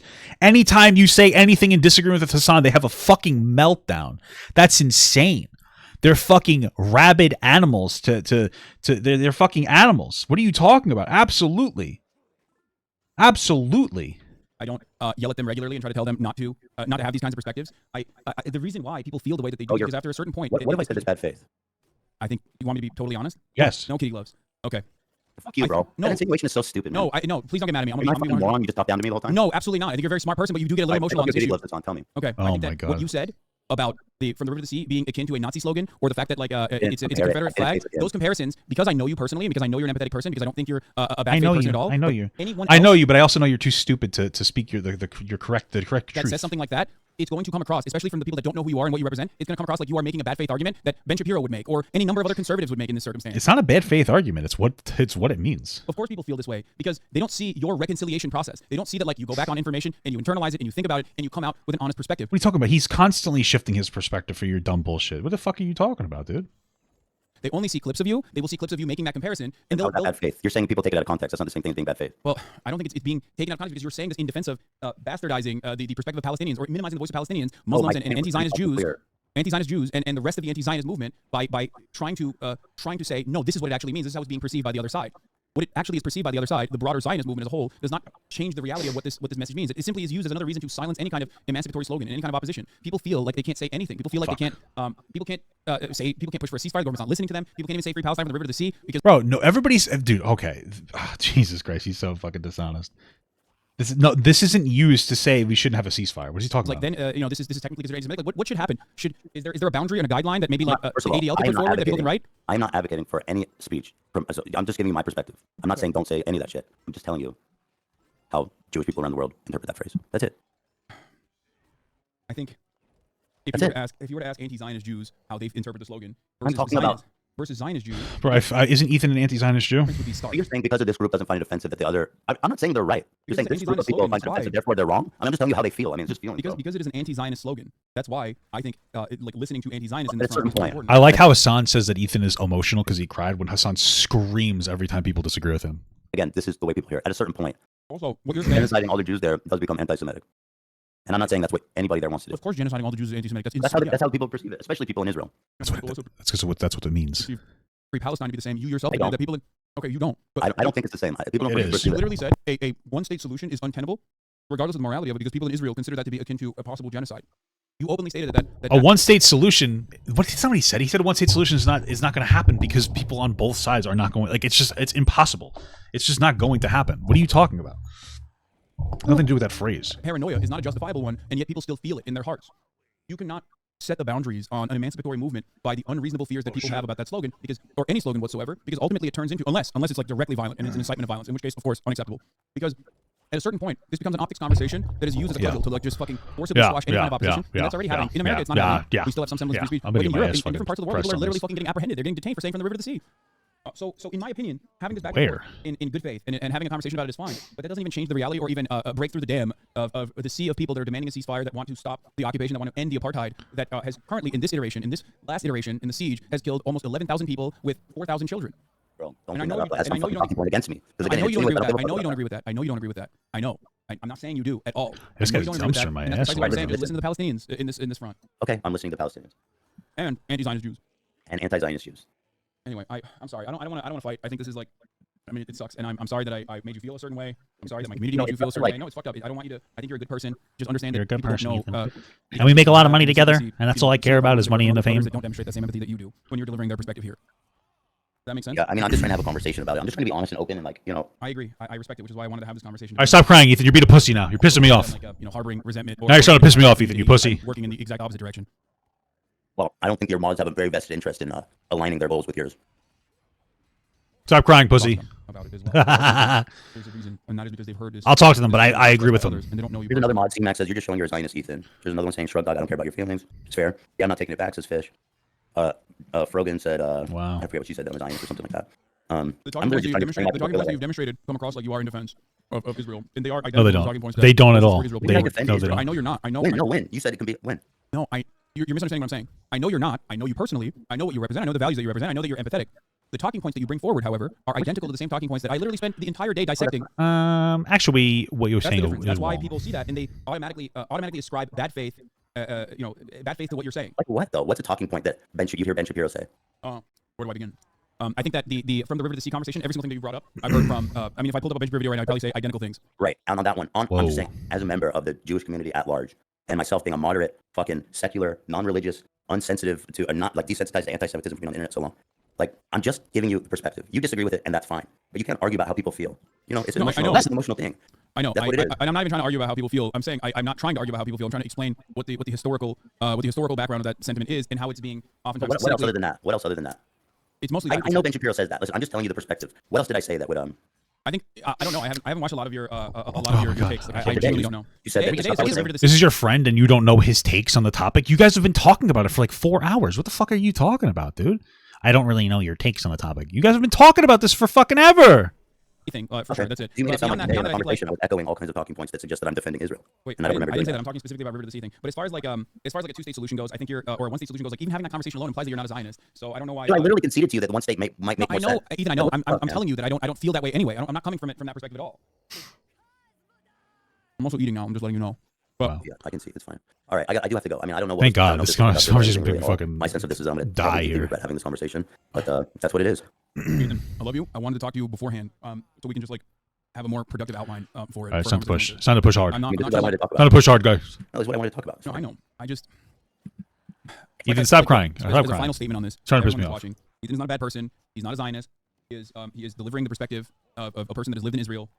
Yelling at Ethan is not going to be productive in this situation or appropriate in this situation. Don't you think it's like if you're trying to reconcile between two different groups of people, don't you, even if one group is wrong, let's say, do you think it's at least even a little important to try to understand? Easy dub. Easy dub. No, easy dub. I talk about the importance of building abroad. Easy dub, dude. And in order to engage in coalition building, you have to be conciliatory, you have to be understanding, you have to be empathetic, lead by empathy. Like if you're gonna call me Israel defending, I'm like the most milquetoast fucking pro-Israel defender you can possibly find. So like you got to learn. People need to learn to build a fucking bridge somewhere. I'm not saying that. I hope you understand. I know. Yeah, you're not saying it, but I do think that a large part of your community shut the fuck up already. Affected by all the shit that the mods continue to say. And so I think it stems from. I just got a fucking Air Force. This is like the least transformative reaction I've ever done. Yeah, I just ran an ad. But it's okay because it's Hasan. It's okay. All right, it's okay. It's Hasan. It's Hasan. Israel's wrong. The settlements should be removed. Netanyahu's a war criminal. I fucking hate him and his whole cabinet. They're genocidal, absolute psychopaths. Fucking despise them. I think Palestinian people. I think the blockade needs to be lifted. I think there needs to be. I think that Israel is indiscriminately bombing Gaza. I think that whatever this indiscriminate bombing of Gaza is fucking horrific and horrible and absolutely destroys Israel's position. I don't know what more I can do to try to empathize as someone who's an Israeli. I don't know. And so those are my positions. If I try to explain a perspective of a Jewish or Israeli person, I'm not endorsing it. I'm not defending it. I'm only saying it because I think it's important for people to understand the perspectives of those on the other side of them, so that you can connect with them better. That's it. That's my goal. And what could the pro-Palestinian side do better? I think that's a good question to ask you. Like as far as its own advocacy, I don't mean this like cynically. I'll answer it. I hate to speak so broadly about the whole movement, but in general, I've seen, and what I'm seeing now is just like a really vitriol, like there's zero empathy or tolerance or desire to hear the perspective that I'm doing, and so much so there's not only a lack of empathy, there's a downright an outright hatred for it. I mean, I feel like a lot of people can't differentiate between like real Zionist propagandist psychotic fucking freaks and then someone like me who's a secular modern fucking unreligious and concerned Jewish person, Israeli, that's concerned about what's happening to the Palestinian people. And so I think that people again, I can't speak to the whole movement abroad, but I can talk about what I'm seeing in your community with your mods and such, is that there's such a quick it's so quick to condemnation. It's so quick to interpret the worst faith possible. There's no charitability. And I understand because tensions are high. People are rightfully upset about what's happening. I mean, that's to put it mildly, right? As you said, I mean, 10,000 people died, 6,000 of them are kids, maybe even more, 8,000, I don't know. But there has to be, if there's not even tolerance for someone with my perspective, then I genuinely don't think that there's ever going to be a chance of anyone reconciling this in a meaningful way. I just think it's counterproductive to look at me like the fucking villain and to call me a Zionist and to interpret what I'm saying as someone who's no different than, run-of-the-mill militant fucking fundamentalist settler or fanatic in Israel. I agree. I think that I think that people are too quick to jump to conclusions, especially because of the prevalence of certain talking points that they hear, that they immediately go, oh, it seems like he's defending Israel. In the same way that people look at me and say, oh, you don't care, you love Hamas. Like, you must love Hamas. It's very obvious that you love Hamas over and over again. despite the endless condemnations. Okay, really quick. So I see that you're contesting what's being said about the river to the sea. I'm a little burnt out on this topic because just want to look it up. I'm gonna be like serious. I'm just to show you. I'm gonna show you what this means. Okay, this isn't like you've been gaslit by Hasan. Okay, really quick. This is the river over here. Okay, and this is the sea over here. This entire place, Palestinians consider Palestine, Israel and Palestine together, right? When they say from the river to the sea, Palestine must be free, they're saying that they want to remove Israel from the map. They don't want a Jewish state. They don't want Israeli people to exist there in general, okay? And they have nowhere else to go. It is effectively calling for a genocide. That is what it is. There are people, Western people like yourself, that don't understand this because you just don't. Like you're not there. But what you're saying, just think about it from like a perspective of somebody that like lives in fucking Palestine. Imagine you're Palestinian, and for your entire life you grew up being bombed by fucking Israeli people. Your government is a fucking terrorist organization, and then they use you as a shield, and then Israelis, Jews, are fucking bombing the shit out of you constantly. Do you think that you are like, you know what? I really wish we could live fucking peacefully with these Jewish people. Of course not. No, it is the only, like, no, when you say it's not the only interpretation, this is the interpretation of Palestinian people. Your interpretation of it is Hasan's interpretation. You have a Western privileged perspective on that take from a Palestinian person who grew up being bombed by fucking Jews, by Israeli people, the government. It's not the Jews' fault, but by the government. That's the perspective we're on. Why do you think that person being oppressed for decades is sitting here like, I wish we could just live with peace? You're wrong. You're incorrect. The origin point of that saying is from Palestine. The Palestinian people are not looking for a peaceful solution with Israeli people because they get oppressed by Israeli people. It doesn't matter if you watch Hasan. Obviously, his fucking moronic take is infecting your brain. There is no logical point of origin for your perspective. You have a counter-Western perspective. That's it. You don't have, like, none of what you're saying makes any logical or emotional sense. That's it. From the river to the sea, from the Palestinian perspective, who have been that have been historically attacked for decades, is they don't want Jews in the land. The entire land to them is considered Palestine. They don't recognize Israel. That's why from the river to the sea means that they want the Jews gone. And I get it. It makes sense for a Palestinian to have that perspective because they are being oppressed by the Israeli government. But as a Westerner, you need to like sit there and not continuously rile tensions by allowing this phrase that is becoming an anti-Semitic dog whistle to keep ringing true. Okay? Understand, separate the Israeli government from the Jewish people. Understand that there are people in the Israeli government who need to pay for their war crimes. And move forward understanding that, unless you're for the Israelis being pushed out of there in general. That's it. That's all you got. That's it. That's where it boils down to. That's where we're at. Okay? That's the perspective. Incredible stuff. Hopefully we can finish this soon. This is fucking giving me I'm talking about the brutality of it. It's just people are very black and white on the internet. No, we're not. Aren't we complaining about the Westerners being the ones? We're complaining about the fact that they are signal boosting an anti-Semitic dog whistle. That's what it comes down to. I understand why people in Palestine are anti-Semitic because it makes sense because they're being oppressed by Jews, even if it's wrong. But that doesn't mean that you get to signal boost that and run defense for a slogan that is used by an anti-Jewish terrorist organization. You need to understand that. Just understand that. And they want to put you in a neatly defined box that says you believe this, and I think that you believe this, and you're sneakily and cynically and talking against this other position. I will not listen to what you have to say. I simply am going to perceive you a certain way and go along with it. I obviously disagree with that. I try to break through that on a regular basis. I try to instill charitability in my audience as well when talking to people. And all right, this is almost over. In general, like I agree with what you're saying about yourself. I know all that about you. But I do think, like, on the whole, that your community is extremely hostile towards me. I mean, I don't know. I don't know what's the percentage. I mean, how could I tell? There's plenty of but I feel like they're overly. There are plenty of fans of yours in this community. I think that the loudest ones are not his fans. Percentage, but like, it's very, I don't know. I feel like very unwelcomed, and maybe it's going back to the fucking Discord that I know you don't log in there. But all right, listen, Ethan, you shut the fuck up. I'm getting so tired of the complaining from Ethan. Oh, I feel very unwelcome in your Discord. Oh, everybody in your Discord and your chat is really mean to me. I try to express a basic point and they start going off to me. How could this happen? Why does this happen? Because that's who you decided to align yourself with.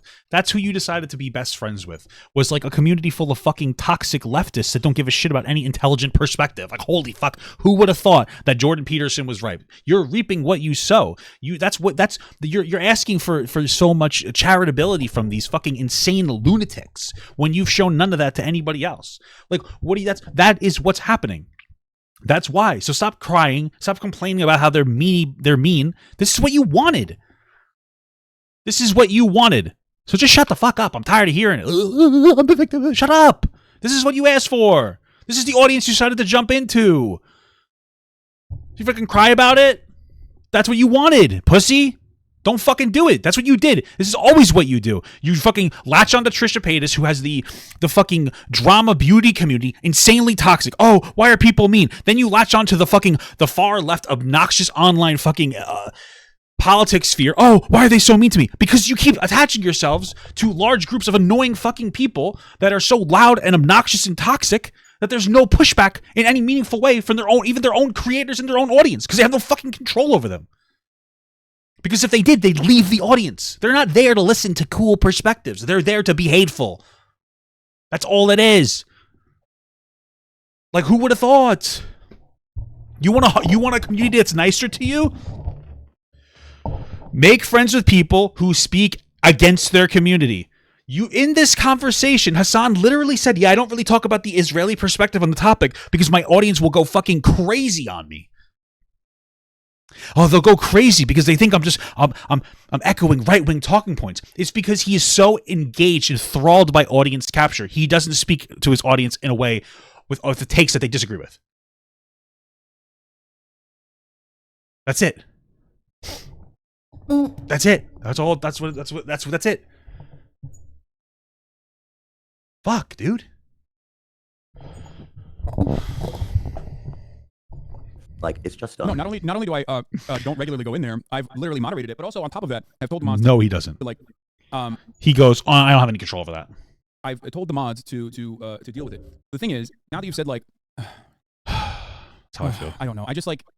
Everyone is going forward from this point on. There are going to be people that like regularly will take clips that you've had on this broadcast and use it against you and say that you have a certain position and continue fucking bullying you, which I disavow and I disagree with and I think it's fucking bullshit and I've said it time and time again, you know this. And then also on the other side, people are going to be eating good and being like, see, Hasan and his community fucking despise Ethan. Like when you said that about Discord, my Discord and my community, everybody went along with it. The worst piece of shit that you and I both fucking despise, like all those fucking little. And then you said you couldn't do anything about it. Okay, this is what I'm talking about. Hasan doesn't want to regulate his own audience. Little weirdos on Twitter, like the likes of Ian Miles Wrong and shit, quartering. Like they all fucking went along with it. And we're like, Hasan's community are fucking anti-Semitic and they all fucking hate Ethan and they're all woke and they hate Ethan. And I hate that shit. I despise it. Like whenever you and I have a back and forth like this, they eat so now good. All Hasan is doing is he's saying because bad people like the quartering disagree with me, they must be wrong, and since that's the side you're on, you're wrong by comparison. You should be on my side. That's all what we just heard. That's everything. And I despise it. Like they're probably going to use this as well, constantly fucking driving a riff and constantly moving away from like having a charitable conversation, having an important back and forth. You're saying that you don't care about the Israeli people. Probably, yeah, that definitely doesn't drive the rift. It must be other people interpreting it that way. Well, that's why. I do feel like if I was to take a snippet from our Discord, it would be so positive and so nice and so supportive of you, even when they disagree. Whereas if I look at your community's response to some of the stuff I'm saying, they're super fucking, and maybe they're justified because of what's happening in Gaza right now, but it's just so negative and so. They're not justified because they aren't living in Gaza. I said that like my fucking mom says Hispanic names. They're not living in Gaza. These people don't live in Gaza. Them being angry, they have no right. They have no right to weaponize the anger of people, Palestinian people living in the Gaza Strip. No, they're fucking insane virtue bullies. That's what Hasan's audience is full of. So uncharitable and so mean-spirited that it just makes me feel unwelcome, and it makes me feel like sometimes that what we're doing here is kind of pointless. But I admire everything that you do, and I support everything that you do. And Ethan's such a pussy. I think it's also because it's a political It's a political community, which is fucking cancerous and awful in general, especially like this morning. I talked about walking my dog. I was 10 minutes into the broadcast. And the first thing I saw in the fucking chat was, oh, so no more BDS against Starbucks, I guess? Because I said I got a puppuccino for my dog. I never said I went to Starbucks. I never said anything. For the past... Well, you get puppuccinos from Starbucks, but okay. Fucking for the past 4 weeks, almost 5 weeks now, I've continuously talked about what is going on in Gaza. And yet there were still people who are mentally ill and fucking bad faith who were like, oh, I guess you went to Starbucks and purchased all the Starbucks you possibly could. And that must mean you hate the BDS movement. That must mean you hate Palestinians in general. So this shit happens to me all the fucking time too. It's part and parcel of like being... All I heard was apparently he was gonna, I don't know, Starbucks helps Israel. So he said he wouldn't get Starbucks, and then he went to Starbucks and got a pup cup, and his audience was hating him. What the fuck is happening? Unfortunately, in the political realm, especially when it's like an environment... I thought this guy's dog died. Can somebody kill his other dog? This is so fucking annoying, dude. Oh my god. ...that is ultimately very emotional. That people, people do the two awful worst things you could do. We're marrying parasocial attitudes that are already unhealthy with political perspectives that people get like incredibly polarized on and incredibly impassionate about. So obviously, no matter what happens, like if you look at this kind of stuff and it let the kind of stuff sway your opinion, it's going to destroy you mentally. It's just something that listen, sucks. I've been on the internet so fucking long, dude. I'm impervious for the most part. I would thought into this shit, But this stuff that's happening here really, I know what it is. It's getting yelled at by those you perceive as your allies. Happens to me all the fucking time too. You recall this happened during the you bought a house saga when you and I had this conversation. Okay? Can you hear me? What? I can hear you. What's going on? From you said, can you hear me? That's No, that's old. Also, don't show your phone on your camera. Yeah. Anyway. No, remember? I when I bought a house. Last thing I want to say. Remember when I bought a house and everybody fucking lost their minds? When I bought a car, everybody lost their fucking minds. The people that were yelling at me in that situation were not right wingers. I mean, sure, there were right wingers that were yelling at me and taking advantage of the situation too. It was mostly fucking people with hammer and sickles in their fucking bios on Twitter. That didn't change my perspective, and it didn't change my opinion on the world, and it didn't change my analysis one bit. Because ultimately, you have to remember, like a lot of that comes from a place of anger, resentment, frustration in their own personal lives. You just have to keep learning and keep going on this journey, be as charitable as you possibly can to others, and lead by empathy.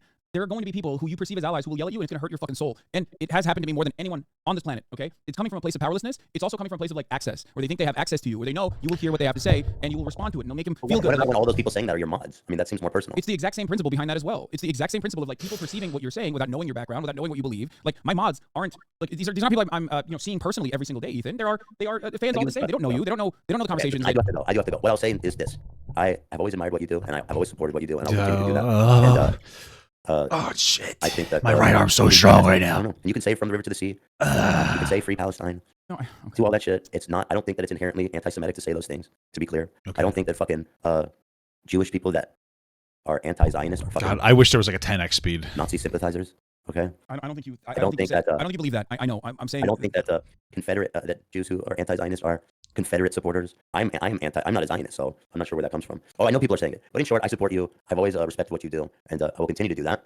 And I love you. Please, I love you, Hasan. Before we go, please don't read shit online. People are gonna be fucking ruthless, knowing full well that you read it, and it pisses you off and it hurts your feelings. That's why people are doing it for the most part. Anyone who thinks that like taking you down a notch or a peg is going to like somehow be productive or somehow win anything and call you a Zionist and yell at you is wrong. They're wrong. They're in the wrong. They're not thinking about this. They're just simply selfishly trying to yell at you, just like people selfishly try to yell at me all the fucking time because it's a mechanism of like releasing stress.